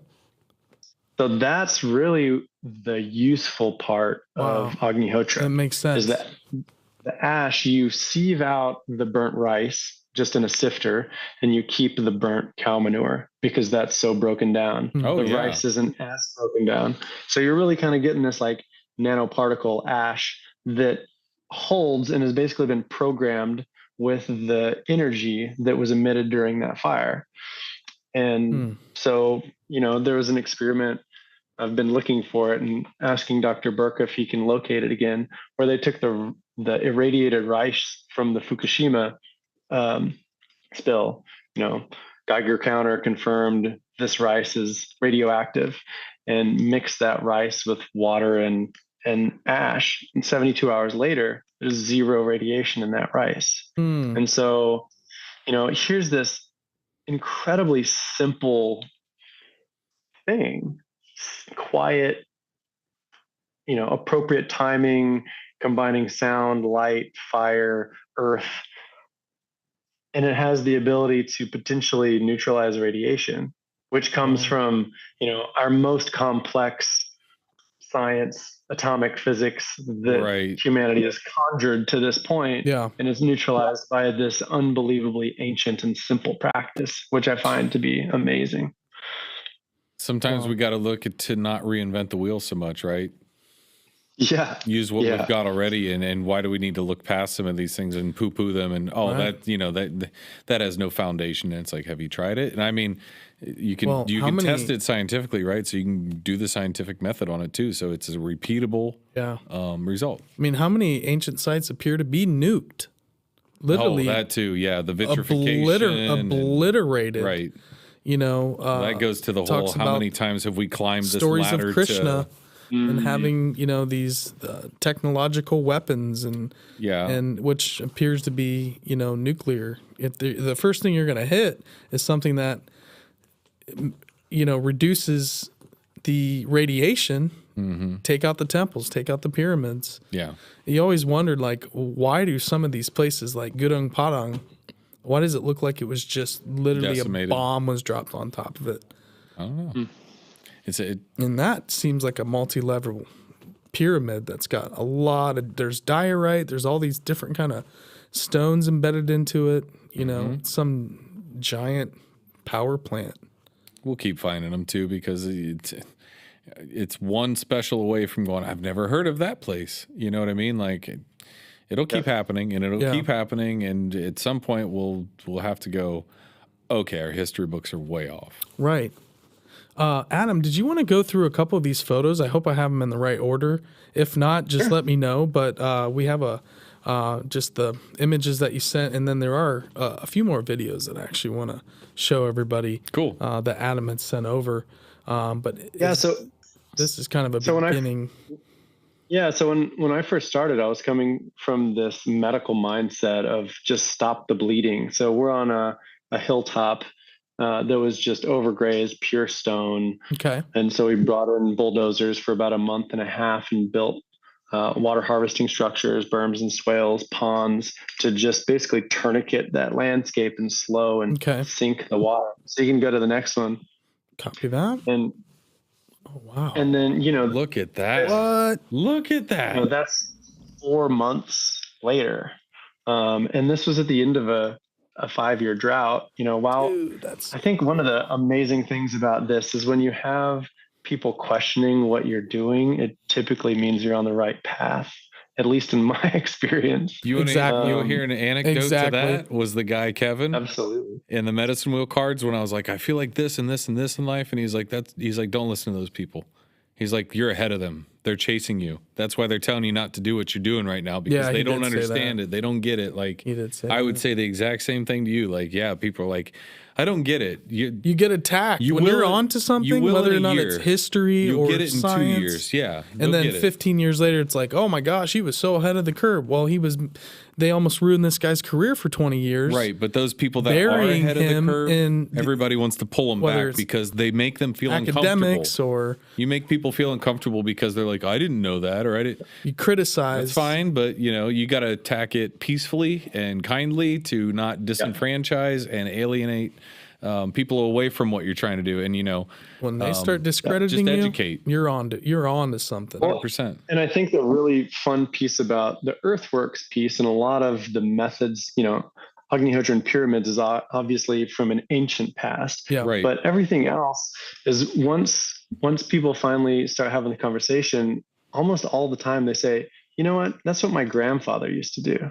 During the Dust Bowl, we built these berms and swales and shelter belts, planting trees along berms and swales to hold the dust. Right. And then 40 years later, you couldn't insure with crop insurance a shelter belt, and it didn't work as well to drive a big tractor over a berm and swale. So we ripped them back out and went back in time. Right. From all the solutions that our grandparents implemented after the Dust Bowl. Right. We can do it better. And people used to use fine. You don't need to reinvent the wheel. Dowsing rods. Right. People consider dowsing rods this like witchery. I'm like, no, dowsing rods have been used. My grandfather used dowsing rods. Right. If anything, he's not a kook.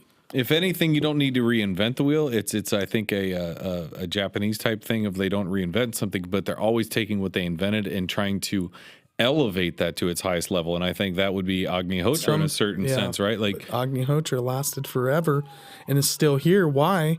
Because it works and people continue to use it. And it some technologies just go away. Agnihotra somehow, after I don't know how many untold thousands of years, is these still practices kicking. Are still here. Right. And not only that, but a guy from Texas is doing it. Right. You know what I mean? Right. And people in America and people Adam know all over, I'm sure you've met people all over the world. It's spreading. My friend Gal's working on a documentary to kind of share all the different types of people from Hasidic Jews to nuns, every religion that exists are using Agnihotra as a tool. Yeah. You don't have to be part of any religion. It's just a tool to be done in a certain way at a certain time, and it creates the same effect. And so I think that's the beauty of it, is just snatch up the beneficial, fill your toolbox with those beneficial little nuggets and then use them where and when appropriate. Yeah. And Agnihotra is absolutely, for 2 10-minute fires that are just lovely to sit there and watch. Sure. I love it. We love atmospheric effect. Bub, this could be your thing, bud. Right. Because you're obsessed with fire. I could be the Agnihotra guy. Yeah. Well, I have a lot of theories on fire and why I have such a draw to. I know pyromania is one thing, right? But I don't like to just set fires anywhere. No, you don't. But a campfire and trying to leave a campfire and go to sleep is probably one of the hardest things to do. And I don't know if it's because we can never get away from that fire. From the sun to when we harnessed fire and the telling stories, the connection of it to food. Well, not only just that, but food and survival and the deep rooted need for it to be where we are. Like there's something that just time travels. Yeah. It's the best TV show ever. In your DNA. There's so many ththings you can see once the coals start to get to a certain level. Sometimes even with certain, get that coal bed stirred up. With certain woods though, even too, or you get some of the blue flame, or you get a little bit of the green if there's some copper deposit somewhere. Even within the trees, I think, like if they soak that up into the wood, because I'm not throwing one of those color changing packets, although I have before. Yeah. But you'll kind of see that. But there's just something so captivating about it, and it once it starts, it feels like it has, I would say in the Agnihotra sense, fire seems like a living, breathing thing. You have to feed it just like we feed it. It needs oxygen just like we need oxygen to keep burning and having that fuel. So there's a lot of synonym in that. Tending a fire is an art. I love it. It was the highest honor of a sweat lodge. Yes. Oh, baby, that's my retirement dream job. That's you. Yeah. My dad wanted to mow ditches. That person that just pokes the fire. Well, I'll tell you what, Adam. Bub started a fire in the middle of winter on a cabin trip in a drizzle outside of Serpent Mound in southern Ohio, with it just everything wet. In the pit, there was probably this much coal. We were fighting an uphill battle. And the whole thing was filled, and we didn't realize that until it was kind of too late. Yeah. And you spent every bit of 3 or 4 hours and got that fire going. I'm like, I can't believe we have a fire. I was fire bending. I mean, I had it like a high-rise structure built up. Yeah. I would time like this log's going to break then and that log's good. Like it's like this Jenga kerplunk strategizing of timing and density and dryness and pulling all that ash out eventually. My highest goal is heat and light, right? Unless you're trying to cook for my them. tribe. Right. And then if I'm trying to reduce down to those coals just for cooking and low temperature and even, but you know, yeah, I've been to fires before where I feel like my mother where I'm like, I have to take over. No, like, we take over. It's bad. My wife's like, why do you always just take over the fire? I'm like, because nobody else is going to do it. Yeah. You want the fire to go. I got a stick. Yeah. Mine's like, can you sit down? I'm like, I'll try. But I'm probably going to get up and poke that fire here in a minute because I love it. I absolutely love it. Adam, do you see this photo, the next photo that I have? Yeah, that's what he's talking about. Yeah, yeah, so this is a perfect example of basically the simplest living machine that we can conjure. This was a high school project where the high schoolers said, hey, we need to do something about that courtyard because every time it rains, water sits and then we get mosquitoes and then we can't hang out in the courtyard for 2 weeks. And so this is just a swale, which is the ditch on the uphill side and a berm on the downhill side, layered in with paramagnetic rock dust or basalt. You know, that's one of the simplest, quickest things you can do to help your land is find your local basalt or trapped rock mine and just bring in a dump truck load of 24 tons of basalt fines or dust and then just dust it on everything. And so, there was green sand and basalt in here and compost. And then what we know about ecology is everything's layered and we have a layered succession plan. So these tiny plants that are planted, it's basically a food forest. So figs and guavas and pomegranates and peaches and pears. And then it's overseeded with sweet potatoes, corn, beans, and squash, the three sisters. And so if you go to the next picture, this next picture that's 4 months later. What? I'm sorry. No. That picture that picture is 1 year later. Okay. That's still pretty fantastic growth. Yeah. So we harvested the corns, beans, and squash. Yeah. Mulched all of the other living trees with that biomass. Yeah. And then a year later, you got this massive forest. Wow. Like it grows fast. Too far? Right there. You should. So now that food forest in this high school in downtown Austin has brought them over $15,000 of grants because now they have an area that's a pollinator habitat, food production, perennial, polycultural food forest. It checks every box of every grant that they can possibly write. So and it's crazy. Just in an amazing learning space. Because this thought has crossed my mind so many times.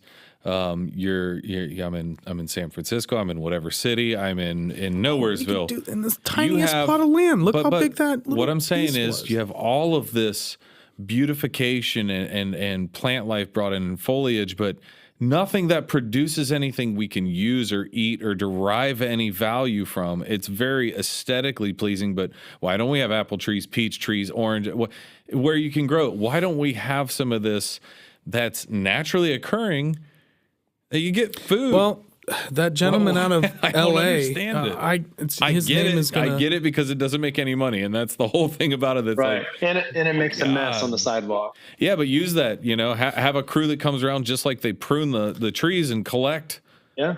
There you go. The city can make itself money. Look at all by the having abandoned plants lots in the city. You could have an apple if you want one. All the abandoned lots. We have Local Matters here in Columbus. They have a community garden. Yeah. They teach people how to garden. There needs to be a ratio of concrete to green for sure. Well, our city is turning into a parking lot. By my house, we had an amazing, beautiful yard next to our old house. Oh, I remember. And this church bought this building and turned it this home and this building into a church. Well, they had to have a certain amount of parking lot.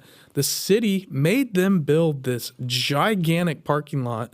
We ended up moving. It was so depressing that this parking lot moved in, and this lot could have been a giant community garden. I mean, it's 10 times bigger than what Adam just showed us. Right. And imagine inner cities where there's all these abandoned lots, like that gentleman in LA.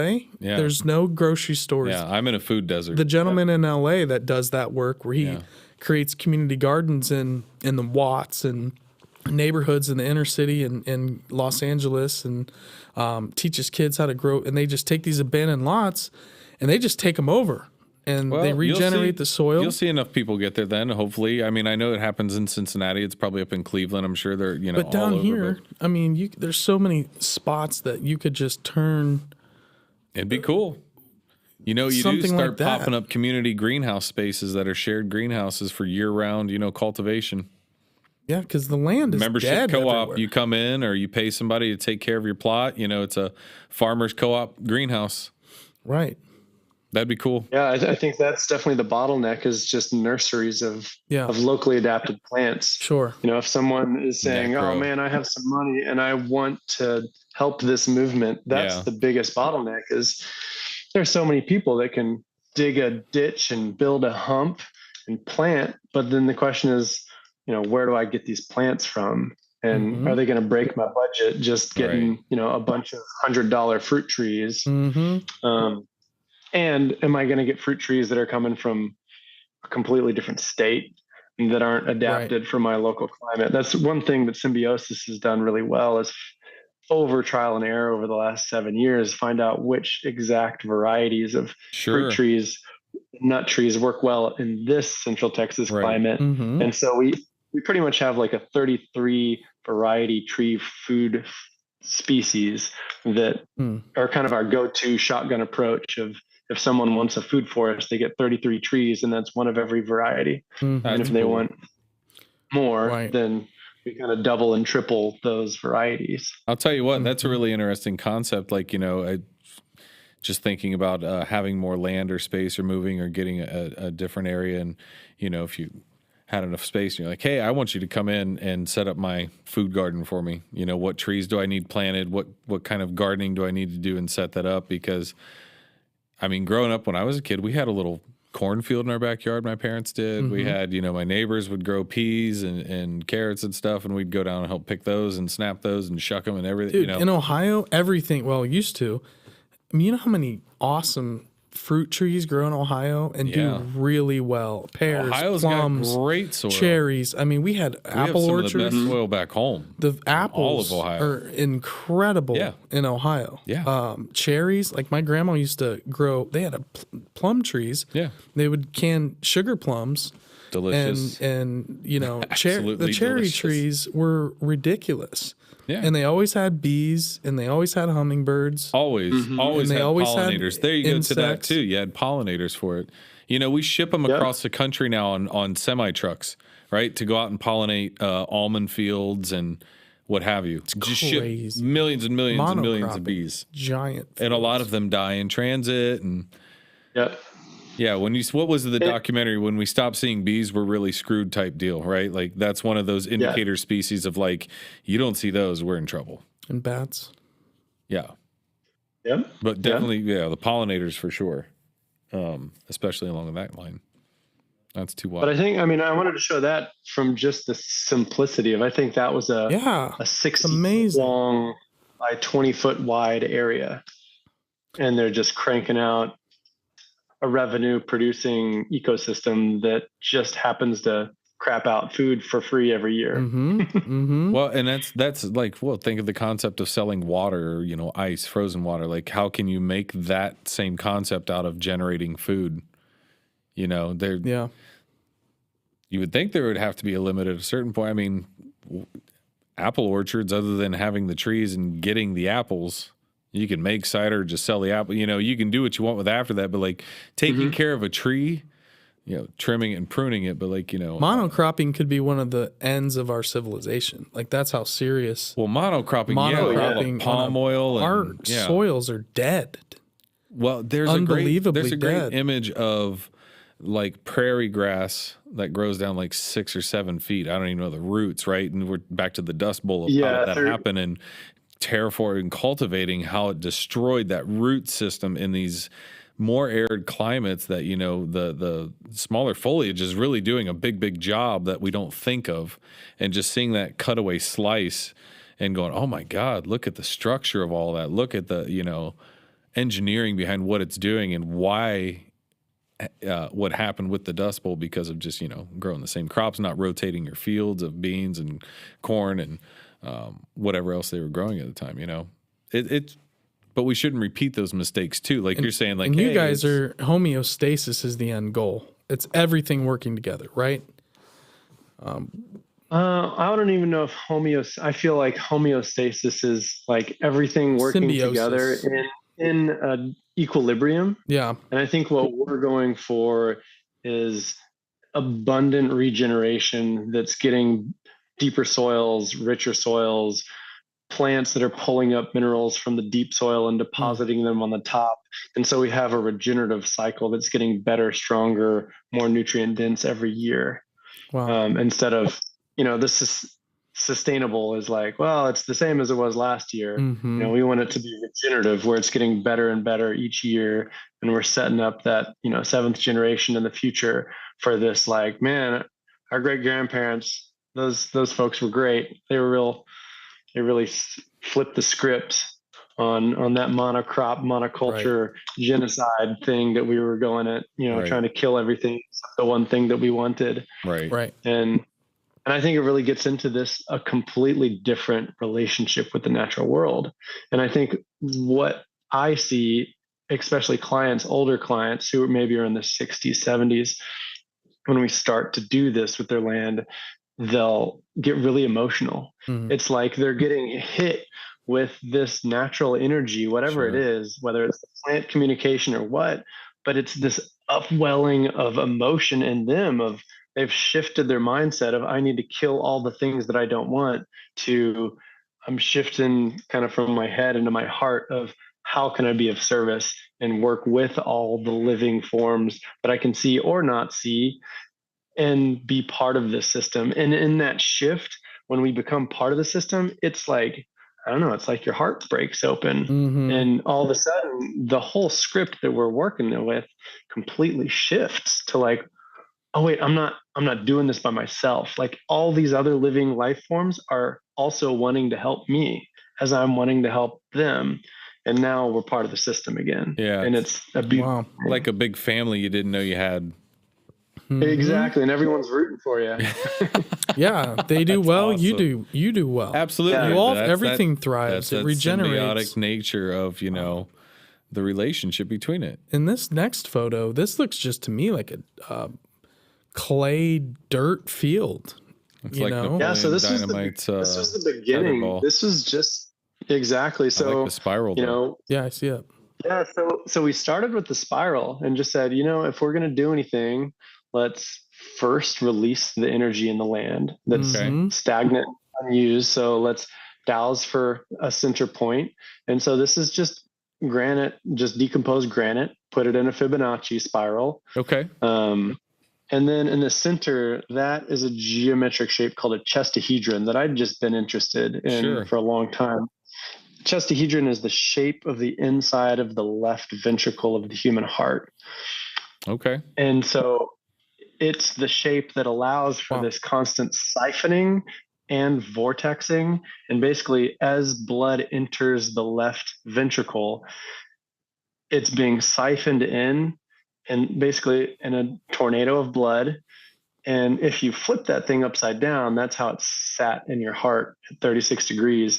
And so as that vortex comes into your heart, it dimples and flips and compresses that vortices and then gets launched out of your aorta. And so this shape, I just really needed to like experience and be inside of it to understand it more. And so we built it. I think that thing was like 14 feet tall.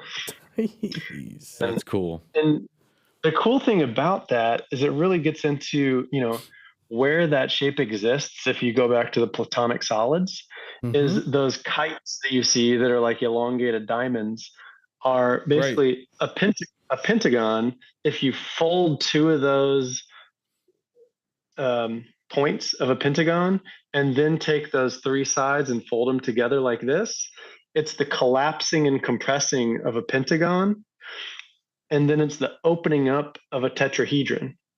So you have 4 triangles, triangle on bottom, equilateral triangle, 3 triangles on the sides. And so the tetrahedron is opening up and the pentagon is spiraling down. And right where both of them are exactly in their midpoint, that shape is found exactly in the left ventricle of the human heart. Isn't that fascinating?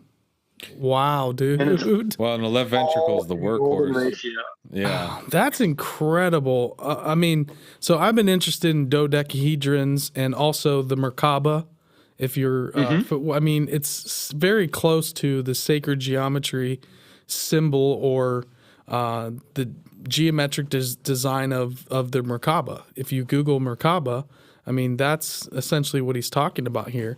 And when we went to Serpent Mountain Star Knowledge a couple weeks ago, this guy Daryl Nichols was talking about that exact same thing, right? Where it's literally creating this, again, up and down, as above, so below, this toroidal energy system. Sure, a pulsation too. Your body has this Merkaba too. So maybe it's like this artificial heart in that form, right? Maybe what it's doing, it's this energy, heart of energy. It's pumping and pulling the energy. They're just scaling that up. So you're kind of into the earth. You're kind of, Frankenstein in a great way of like natural energy. Like it's alive, like, pumping it full. It's great. And then this next the thing that we found was super interested with that is when 3 people were in each of the corners doing Agnihotra, the entire structure echoed and resonated, even without walls. It only has edges, and yet it could echo and resonate and vibrate. Cool. Wow. So anyway, it got into this curiosity of there's a correlation. Geometry is sound you can see with your eyes, and vibration is geometry that you hear with your ears. Sure, 100%. And all of it's connected and operating cooperatively, right, at the same time. Right. This is everything we were talking about with Amel and VJ and Michael Lee Hill with cymatics and This has been a theme on our show, and even Strange Happenings episodes. These kind of things have been popping up. Yeah, I think we're kind of tapping into something here, and it's just but the thing is, we're not really like we want to find all these correlatory stories or that relate. It's just being drawn into our we just talked about atmosphere. that one. Cool, like put it in there. Like I want to talk about that. I was just talking about it yesterday. It happens every week now. Yeah, this conversation is just building off of those conversations, snowballing. Right. And then I think the next image we have is the after image, which, sorry if I brought that up a little too early. But no, that's all good. Correct me if I'm wrong. Yeah, so this was just a limestone shelf covered in cactus. And so we just took the various different biodynamic sprays, which are different materials fermented in different ways. You can just purchase them from Biodynamic Source or Josephine Porter Institute, and just spraying, vortexing for an hour, and then just spraying these micro amounts of material onto the earth and into the sky at different times a day. And we turned this just dead cactus patch into, that thing produced so much food. It was outrageous. Wow, look at that. That's awesome. And so, this was a half-acre garden that just my wife and I managed, and it fed half of our community. Jeez. And this was like our COVID project, and everything locked down. We were already in the process of building this garden. So we just built it as big as possible because we didn't know exactly the direction and severity that everything was going to go. So we just said, all right, well, let's just put all this stuff to work and see how much food we can produce. Incredible. And the beautiful thing was, 2 slightly motivated people just putting things in the right place in the right order can produce a massive amount of food for the community. This is not, every time I've talked to someone, like someone who's in their 80s, if you ask them about their grandparents' garden, everyone's grandparents' garden that like just their grandparents managed was like an acre, right? Which is a massive amount of land for 2 people to manage, but they just produced all their own food, canned it, And that's just how things were. And we slowly gave them away to outsourcing to a business, so we didn't have to do it. And we traded all that and said, you know what, I need that time so I can sit at a computer now instead of, like we really traded away these gifts, and knowledge that today, man, a lot of us would struggle. Yeah, myself included. I mean, I don't know how to forage or hunt, or I might be able to fish, or I know how to grow stuff. I'm not great at it. That is one thing that I can grow things, but I mean, I don't know how to grow things from seeds. I don't know how to germinate. Yeah, sure, I can go buy a plant and put it in the ground, but to grow something up from the my old neighbor taught me a lot about growing from seed.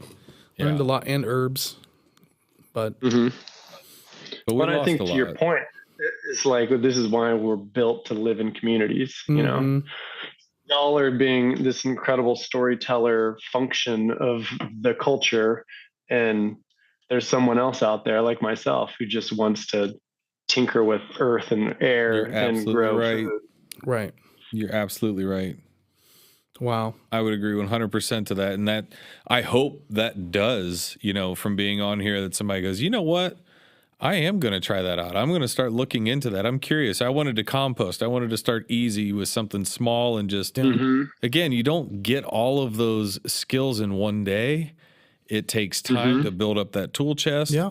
But just like anything else, you don't do a diet for a day. It's a different change in your life. So you're going to have to adapt to that. And do you want to do that? So, but, having you as that reference point too, of letting people know that it is possible and attainable, gives that site, a little bit closer perspective in the viewpoint of going, oh, maybe it won't take me as long. And I know if I put in the time and effort, I can do this too. That's really cool. Yeah. I mean, all this just started from reading books and throwing stuff at the soil and, try this out. The salt dust and compost and seeds, and something's going to pop out of there. Absolutely. And whatever pops out, grab those seeds and continue to grow that thing. Yeah. And don't continue to grow the thing that you're just struggling to grow. It just doesn't want to grow there. Right. And kind of after that awareness piece of just notice what's growing and grow more of that, and don't worry about all the other stuff that dies. Exactly. Good point. Exactly. Focus on that's what my process was with over the years of growing things was, well, I really enjoyed growing this because it prospered, or things that I didn't have luck with. I'm not going to waste my time every year trying to grow that thing that's going to peter out and not produce anything. But that's also applicable that's why I like growing cherry tomatoes. Yeah. You get a lot of cherry tomatoes with 2 plants for one little family. Yeah. You're going to be eating cherry tomatoes for months. It's like the Mr. Rogers mashup video that Melody Sheep did for PBS, where he's like, you can grow ideas in the garden of your mind. It's anything, we gotta feed those interests and those ideas and those plants, and we have to feed them the right things and at the right times and in the right spaces. So, it has so many layers to the application, not only to the biology itself, but to your psychology and how you carry yourself. And it just echoes throughout those, I think. And it's like, if I want to change how I look at things, if I want to change what I'm doing in life, that starts here in this garden. And I have to plant that idea and that thought, and I have to look and put effort into it. And then I want to grow this physical garden. I want to do it in this sense. That's going to take time, effort, Again, it's that concept of we live in this society where it's like I pushed a button on my phone or on my computer and I want it to happen. It's like, man, we've kind of really shortened that delaying of gratification to a point where we don't understand the effort. I think too, due to most of how we were schooled, we're afraid of failing. 100%. And I think one of my absolute favorite mentors is Buckminster Fuller, who was like, anything I've ever learned was because he failed more than anyone else. And, how do we rapid prototype and fail faster, and fail forward? So plan to fail, plan to learn what we failed from, share those failures with everyone so everyone doesn't have to fail the same thing. And just, one of my friends, I love them so much because anytime that we'll invent something or build something, as soon as it's done, I'm over here celebrating like, we built a rower that pumps water instead of just moves air. And now, we can exercise on a rower, but also move water through a flow form as a secondary byproduct. That's awesome. And as soon as he's done with it, before even like celebrating, like, look at us, he just gets on it and he's like, okay, both of us get on this and we just row it until we break something. I don't know what's going to break, but I know something's going to break because this isn't the final product. And so we just rode that thing until something broke. And then we're like, okay, mod 2, we fix that piece. And then we try to break the next piece until, now we have a pretty functional. Is he an engineer by trade? He, not by trade, just a self-educated. Okay. But he knows, hey, we need to actually now start testing these to thresholds of, exactly. Hey, it works once, twice, 10 rows in a row, but we're going to be doing this hopefully for years. So let's really put it through the ringer and see what the capacity levels are and where it starts, like he says, breaking down. That's so interesting. Exactly. That's so interesting. Yeah. And I think that mindset, that was always the, remote medicine mindset is fail forward. Don't just get paralyzed with all the things we can't do, we don't have. Sure. Just pick the next thing that can be done and do that. Do something. Even if it's not perfect, just do that. And we can always come back and make it better later. Right. And then you're always, coming back and fixing and repairing when you have time. But I think that's where we can really do a lot of good as individuals out there. Instead of this, like, I got to do it right the first time. No. Just, you're gonna fail. like viciously fail rapidly and share those failures. Yep.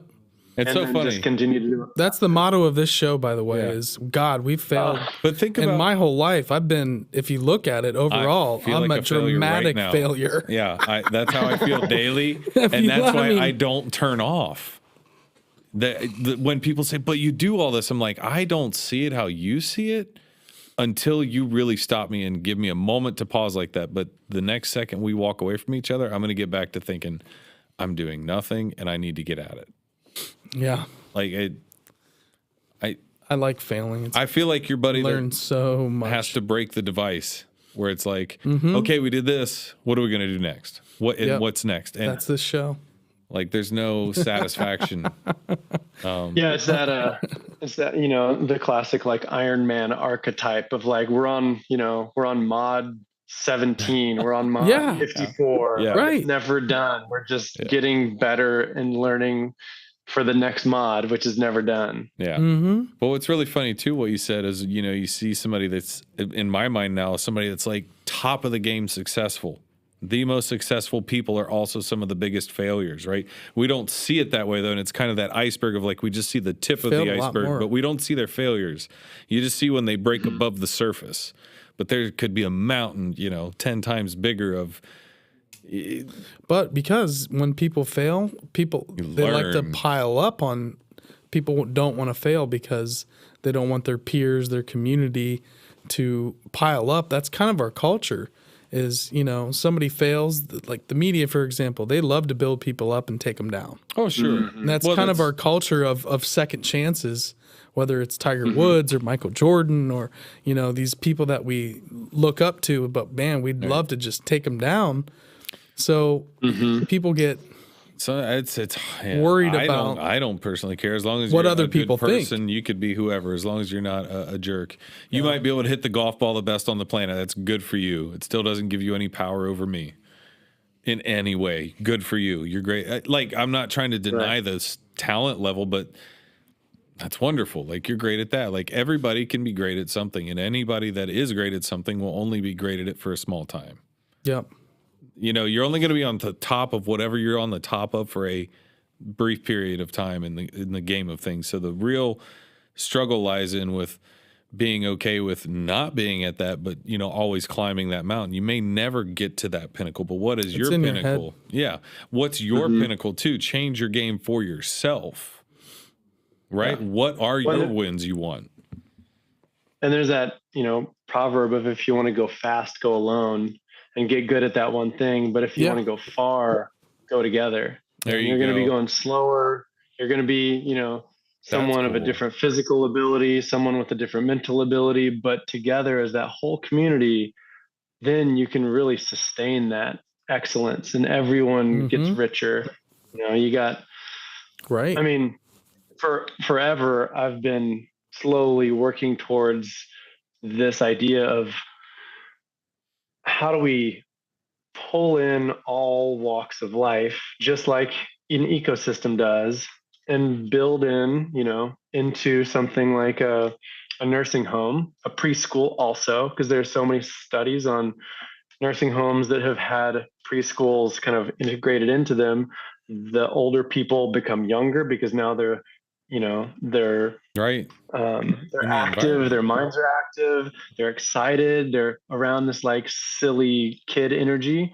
Those kids are now around actual elders, which our culture is so divided, from ageism. I don't even know where to find elders, honestly. There's a lot of older people than me, but like true wise elders are hard to find. And then taking your like fit warrior group, and that's where this kind of rower water pusher concept came from, was if you take those, those veterans, those military, those CrossFitters, those super fit people that are just picking up heavy things and putting them down again, and actually do something with that energy in and around young people and old people, the whole system is inspired, and it just happens to secondarily be producing food from this water that's cycling through a structure. Yeah. And people just happen to be healing because someone is doing Agnihotra each morning and evening.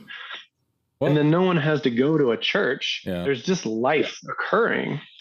It's kind of that manifestation, though, in the whole, like, if you build it, they will come. If you're doing it, they'll see it. If you give somebody that image, and sometimes you can't even explain it, but somebody might walk up and go, well, what are you doing here? Oh, I'm using a row machine. Oh, I do a rowing machine. Yeah, mine's pumping my water. Yeah, mine makes me fish tacos. I pay $75 a month to go to a gym and have a trainer. Yeah, I just sit out here and watch the river and I just row pump my water. And that creates toroidal fields for my garden. I'm canceling my gym membership. Speaking of that, that's what you need to make is a organic green gym membership. There you go. That's your thing.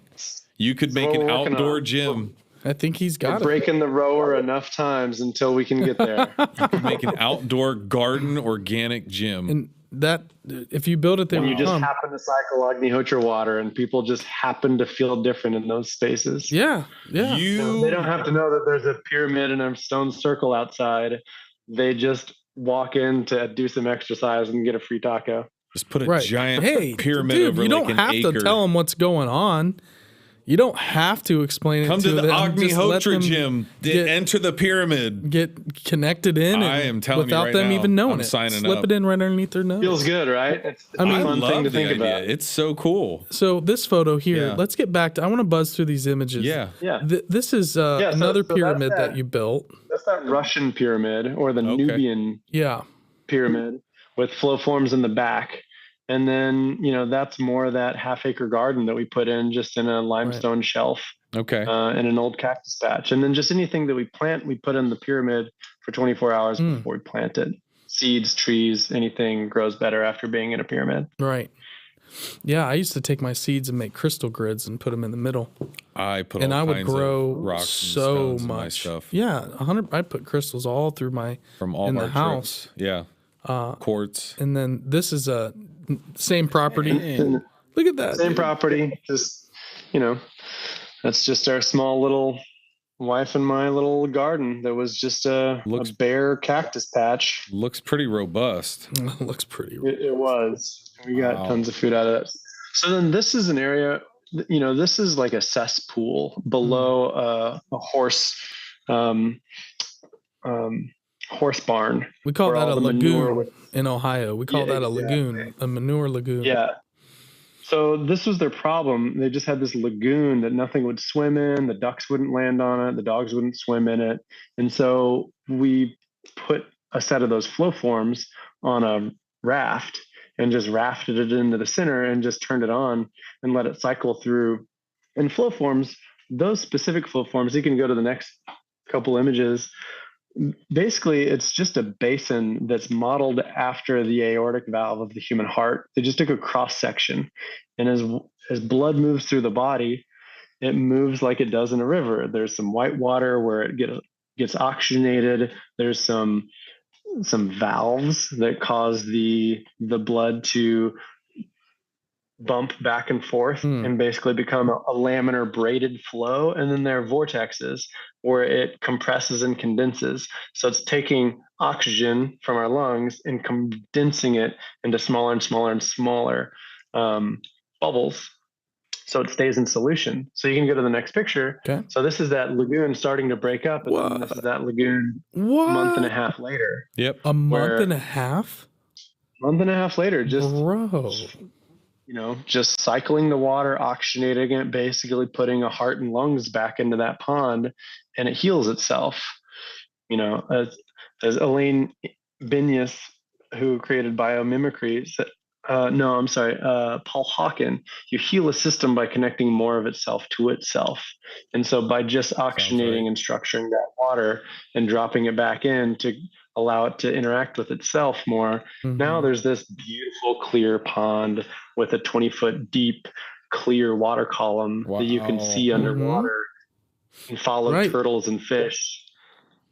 That's incredible, Adam. I love it. It really is. Just, 3 basins floating on a PVC square.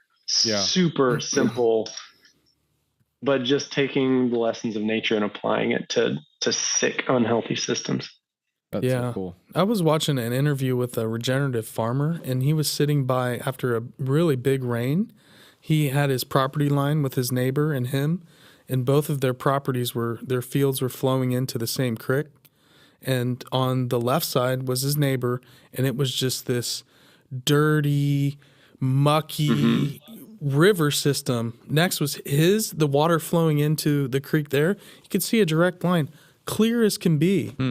And then the dirty water's mixing in the creek with his clean water, and you could actually see a direct line of that creek and where because all that topsoil is running right in, he's retaining all the minerals on his side of the property. Yeah. And so it's just like that. It's just beautifully clear water. Heck yeah.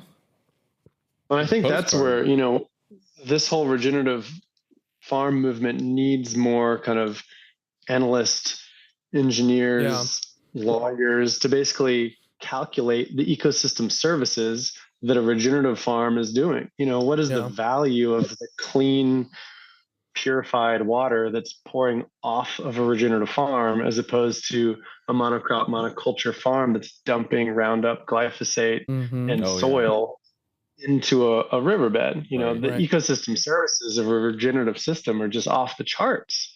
And that's the beautiful thing about nature. It's constantly cleaning itself. Wow. That's right.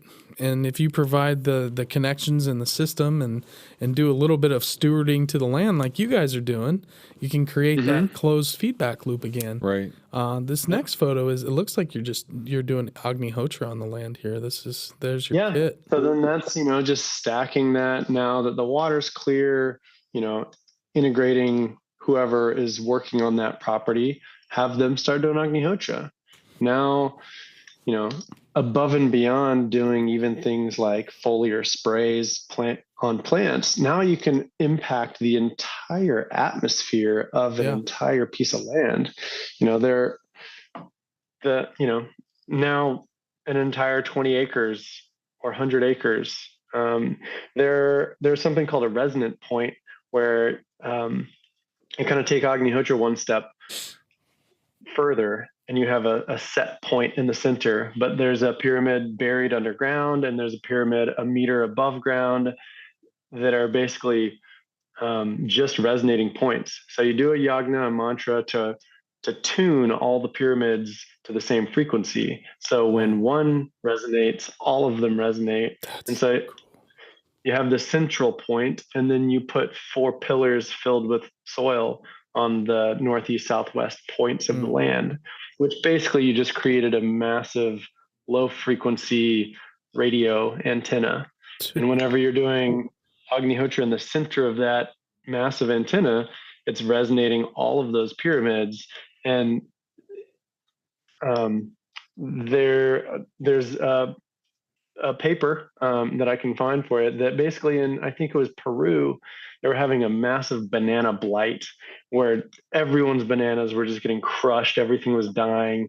And the country of Peru just said, like, hey, anyone who has anything that you think can help, come in. We're just dying here. All of our crops are getting crushed. And so they built a resonant point. They started doing Agnihotra every day. And there was a perfect 200-acre circle that everything was perfectly clean, healthy, productive. And outside of that circle, everything was being crushed by the virus and the rust and the blight.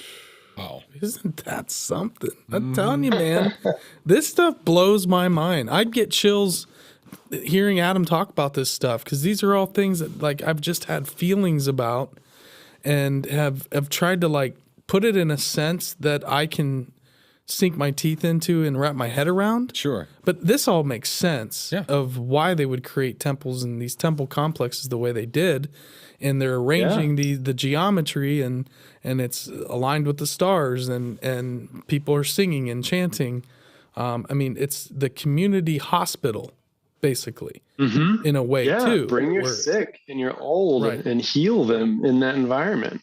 Mm-hmm. This is incredible. Yeah. This overhead shot. And this actually, so that's the land that we put those initial berms and swales and ponds.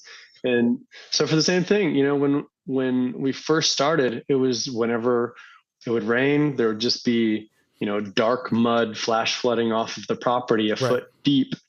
And so we just held all the water that falls on the property now. And the beautiful thing about these water retention landscapes is the property below our property had invested almost $200,000 into building a 12-acre lake that was never filling. But as soon as we built these smaller water structures up river, up the watershed from it, now all that water is slowly percolating into the watershed and their lake stays full. And so each of these watersheds being built as high on the landscape as possible recharge all the aquifer all the way down to the river, which goes all the way down to the Gulf of Mexico for us. Makes sense. And so, this was on 40 acres and it's impacting the entire watershed. That's so cool. That's really cool. I mean, think about all the dams we build, Army Corps of Engineers, how many we have in Ohio. Most of our drinking water comes from these huge dams. What kind of impact is the stopping up of that natural flow? They're not thinking about it the way it's just like, oh, dam it up. Let's get some of that fresh water. I don't know, but is that water dead? I mean, with recent chemical spills and the methanol, whatever the recent, there's another one in the water right now. No, there's another one in the water now. Yeah, there's Ohio's taking a hit, right now. Yeah, poisoning the water. We need to do that just so we can have an alternative. Right. Like, that's terrible. Yeah. We're messing up so much. And with those, that's the biggest pond catchment there is like a half acre. So these are pretty small catchments and they're not lined. Yeah. So they really cool. They don't stay full year round. They leach and sink into the lower aquifers. Right. We try not to line anything because then you're just losing it all to evaporation and you're not benefiting the local aquifer and water table. It's a good point. Maybe it's, a certain point you do recharge enough that, you're not losing as much to regenerating that aquifer every year and you kind of fill that battery up and it doesn't need to, kind of rejuice every now and then as much. It kind of that's what we've seen gives me the Hobbit, the Shire kind of feel with the berms and the edges and, not with the rolling hills, but, that kind of. It's got an ancient mystical vibe. Like, you ever seen those visionary artists like Crystallize? Yeah. And some of those amazing visionary artists where they create these, it's like the ancient future. Yeah. Where they have, there you go. Android Jones, some of those guys where very cool they stuff. have the pyramids and the beautiful, like, that's what this kind of really reminds me of. Like, what if we start tapping into this? Because I've always wanted to build an earthwork, my own geometric earthwork on a property that was aligned to geometry and the stars and an equinox. And, it could be, you don't have to drive to Serpent Mound and connect with that. But, and also like incorporating that into the land. Right. And what if everybody started doing this kind of stuff? Well, I mean, go over to, is it in Japan or in China where a lot of Tai Chi, people wake up in the morning, everybody's doing the same kind of like east, west, north, south alignment and motion. Like it's very, very big. It's, a practice that a lot of people do. So there's a lot of tuning in with that. So they do practice a lot of that in their housing and the structures and how they align. Everything's right angles. We have walls. We have four corners. Yeah. I just don't know if that's good. All of our buildings are just straight up. No, you know what I mean? There's something with that. The flow. I mean, if you look at a battery, I mean, a right angle, right corner is the quickest way to kill capacitance in a battery because you have these electrons moving and spinning and eddying and vortexing, and they hit that right angle corner, and it's kind of like with racquetball. If you've ever hit that racquetball right into the corner, it just dies, and then the person or handball, the person behind you, there's no chance they're going to get that thing. That's hilarious. But so in all of our right angled structures, we just have kind of that living chi life force moving through our houses, just dying in all of our corners. Right. As opposed to pyramid shapes, it's constantly amplifying. Circles and domes, it's constantly flowing and amplifying. That's interesting. That's really interesting. Right. Even thinking of acoustics and how you were tying back earlier to the vibrations and the geometry of the sound. Dodecahedrons and pentagons. You go to an amphitheater, you go to an opera house, you go to any theater, it's built to amplify that sound. Even the Greek amphitheaters back in the, they know how to do that, right? Like to really amplify that, even in Ash Cave and Hocking Hills, using kind of an inverted amphitheater by using the top of the roof cave. You could whisper across, hundreds of feet, and you don't need a cell phone back then. You just whisper in the wall of the cave, and it's like the whispering wall, and kicks over to somebody that's like, what'd they say? It's wild. I never thought about it that way until just now. It's like, your tin can with the line, but you just need amplified. You just need a waveform, and then that vibration will travel down that waveform. Yep. Yeah. And I think for the same reason, it's why pyramids with just edges and not entire solid walls work. Right. It's because that energy moving from earth to sky or sky to earth hits that waveform, and it travels along it, condensing, compressing, and having that whole pyramid effect, even if you only have the edges. Right.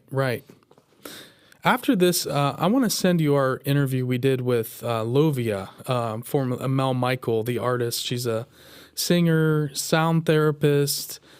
She's currently living in Costa Rica in an ayahuasca retreat center, holding space and doing sound therapy, sound healing. But she did a demonstration with singing bowls, harmonizing her voice with the bowls, and playing flute. And it literally, it knocked something loose in me. She was virtually like you are coming into the show. Right. She wasn't in studio. And it was just through the headphones. But I would love for you. We made a clip of just the sound session. So I'll have to send you a link of that. I just want to, all of this stuff connects in. And I want you to kind of see some of the things that we've been tapping into.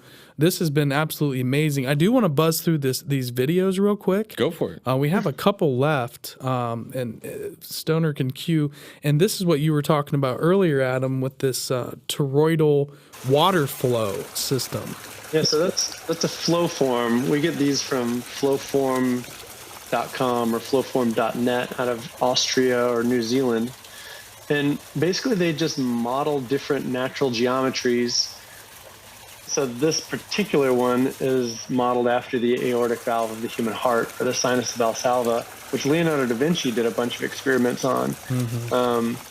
And it oxygenates better than any shape. So I was really looking for the tightest shape that I could fit in the back, like north wall of a barn. Ferment fertilizers in those 55-gallon buckets from local biomass and rock minerals. Throw some cow rumen, which is just the contents from a cow's stomach after slaughtering, into the bucket, let it ferment. When it's done fermenting, toss it in this, oxygenate it, and then put it out on the land, because fertilizers are just prohibitively expensive, and you'll go bankrupt trying to purchase sacks of salt fertilizers, and it kills all your life forms while giving you, a couple pieces of NPK.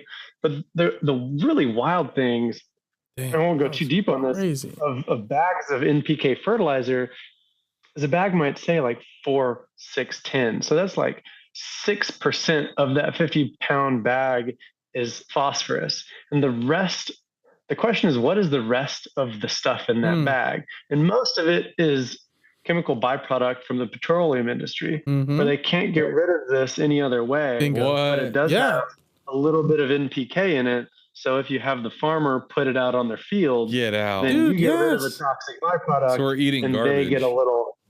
Exactly. We're eating garbage. The Rockefeller Foundation had a lot to do with this. Some of the early funding was, how do we get rid of all of these byproducts from their oil industry? Yeah. The pharmaceutical companies were part of that as well. A lot of the medicine is hydrocarbon based. Food production became hydrocarbon based. So like he's saying, the fertilizer itself is mostly just the stuff they don't know what to do with after they are refining for gasoline and diesel. I mean, am I wrong? Oh, not at all. And it's often coming from those same high heat, high pressure processes, and it's not conducive with life, which is usually low heat, low enzymatic processes, low acidic, and low pressure. And life forms are doing all this at room temperature underground. And so that's where, when we work with clients, it's usually like, let's open up your books and look at how much you're spending on fertilizer first, and cut that out, and then just make our own on-farm biofertilizers with rock minerals and local biomass from whatever, corn husks, old potatoes, whatever you have that's rotting, throw it in a bucket with rock minerals and ferment it. And there's a great book called Jadams, which is all the Korean national farming. And basically it's just recipes, just like you could kick open Joy of Cooking on how to make pasta. You just kick this open of, how do I make sulfur? How do I make potassium? How do I make a magnesium fertilizer? And ferment fish heads over here, ferment various different things to get what you need. And I think that's really where the farmer who feels like they're in debt, they're scared, they're bullied, they're in a really tight spot that's really intense and stressful. They have a lot of power in finding, reach out to Symbiosis. We'll show you how to build a biofertilizer for depending on what your soil test requires, and get you back into that regenerative cycle by making yourself free or very cheap biofertilizers. And that is such a cool, now we're not just fermenting sauerkraut in the closet. Now we're fermenting, 275-gallon totes of our own fertilizers in the back of the barn. That's cool. And completely taking back our nutrient sovereignty. There you go. It's amazing.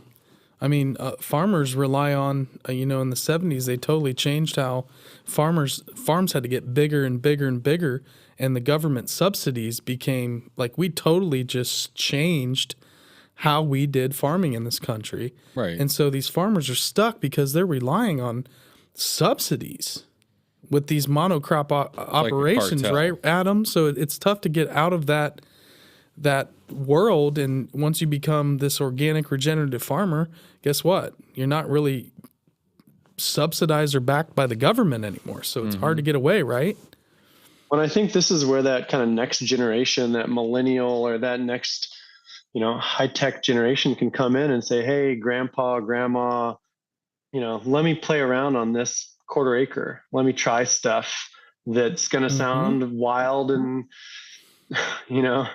if you're a devout Christian, it might even sound downright sinful. Right. Burning fires and chanting to invisible forces. But let's just get radical and try. Let's get weird, man. Something different. Yeah. And just encourage that creativity in your kids. Yeah. Like, any great parent does. They want to bang pots together. You want to mix weird smelling stuff in the garage, mix the weird smelling stuff and see what happens. And be okay with that rapid failure. In my whole soil journey, I killed my parents' entire garden. And then just, but through that, putting too much rock phosphate in, I realized, you got to balance. You can't just, I was participating in the moron rule of if a little's good, just put more on and it must be better. Right. Yeah. We got to give like our next generation the opportunity to fail, learn, and continue to move forward. At least you weren't allowed that. Yeah. At least you weren't pouring Gatorade all over them. Yeah. Exactly. Got to get that Brondo. It's what plates crave. You know who I'd love to introduce Adam to? Yes. I'd love to introduce Adam to Willie. Oh my God! Our good friend of ours that we grew up with. He's Willy Wonka of farmland and machinery and he can build anything. He can make anything. He can install anything. The rowing machine. I'm not saying he could flat out build it the first time. He could build it. But all the earthwork stuff that they're doing, if Brian could, if he could just talk to Adam, he could pick it up. Do you remember what he told you? And have, like you said, a little quarter acre. Just made me think of his parents' property. He's already built an orchard. Yeah, just on a weekend on a whim. Oh, just put an orchard in. Yeah, no big deal. It's like nobody just puts in an orchard, dude. I bought an apple at a store from an orchard in another state, Brian, but I didn't build an orchard. On a property, But I would love to hook you guys. Maybe you could talk to him about some of these ideas. He'll definitely. I'm going to tell him to watch. He'd probably be interested in trying some of them out, actually. And he could do it. He could. Yeah. You guys would be really interesting pair together. He would be interested to find out about this. The water management, especially on his mom and dad's farm. He's the Willy Wonka. Some of that stuff. Do we have one more video? Yeah. I don't know if there's. This is a video. I think I might have accidentally. No, it's you can go ahead and move on. It's moving. I'm not even sure what's it. You can go. You can go ahead. Slow motion. I thought that was a photo. Oh, there's another and then structure. Back to the testahedron, and it just walks around it. That's cool. Look at that. It's a very interesting shape. And then you're doing Agnihotra underneath that thing? Yeah. Yeah. One other thing that has been studied is, if you're doing Agnihotra on, let's say, a coffee table or a structure like that or anything, and you're doing it daily, you can take that dirty water that has fecal coliform in it and put it next to that pedestal, that object, that building that you're doing it in every day. And just the resonance from that, having Agnihotra done in proximity with, will still have that water purifying, cleaning effect. Oh, cool. That doing the actual fire. So, you're really imprinting frequencies in spaces, which, again, it's what I feel like the ancients were doing. Yes. Completely terraforming and atmospheric forming with these, great structures at massive global scales. That's exactly why this blew me away when I first heard him talk about this stuff. It's just that it really just resonated to my core. Like so many light bulbs just went off. It's like, this makes so much more sense. They're not tombs. They're not, these things that we've been told of what these structures are. This is something more to them. This has absolutely blown my mind, Adam. We've gone on. I think we're about the 2.5 hour mark right now. Oh, for sure. This has been. It's went by like that. It's such a great conversation. In a zone. Yeah, I'm like, I don't turn it off. Adam, do you want to tell us a little bit more about Symbiosis, the regenerative work that you're doing with Symbiosis, and tell us everyone where they can find you, or if they want to reach out? This definitely not the first conversation we typically have with clients. Symbiosis is a regenerative design firm, so we can help with folks who are just needing information, resources, plant varieties. We want to help educate and guide and mentor. And if people want a full master plan design, drone, LiDAR topography, where everything is going to go, we can build structures, small homes, large-scale earthworks, ponds, sperm swales, keyline rips, pasture regeneration, cover crop reseeding, help figure out grazing systems. Because really those roving ruminants, like cattle, the sheep, the goats, all mobilized, moving in a holistic manner, giving lots of rest to areas, is really the long-term strategy for deep healing of the land, is integrating those grazers into the system. But we're at symbiosistx.com. We're just about to release a new website with a bunch of new kind of marketing material on it. Cool. If people just have questions, if they hear this and they just want to know more, happy to just send you Google Docs and copious amounts of information. We'll fill up your box, or you can pay us to consult on whatever you're working on. And then typically we'll try to connect you with a local team that has more, context appropriate species knowledge, because I'm not going to know what to plant in Ohio. Yep. But as far as Central Texas and Texas goes, we have some pretty excellent solutions for regenerating and healing land, working with water and detoxifying landscapes that may have been poisoned for multiple years of conventional agriculture, and just bringing life and vitality back into a system. So that's kind of us. And my email is just adam@symbiosistx.com. That's awesome. Amazing. And That's guys, awesome. You can find all those links in the description, in the show notes. Yep.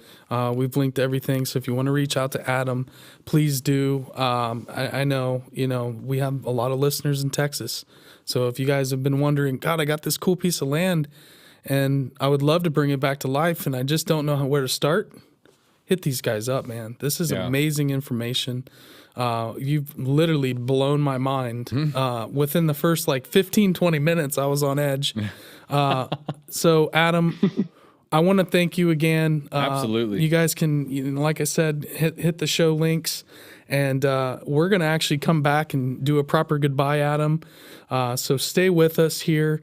If there's any last words, give you the floor one last time, but we're going to wrap up this show. Cool.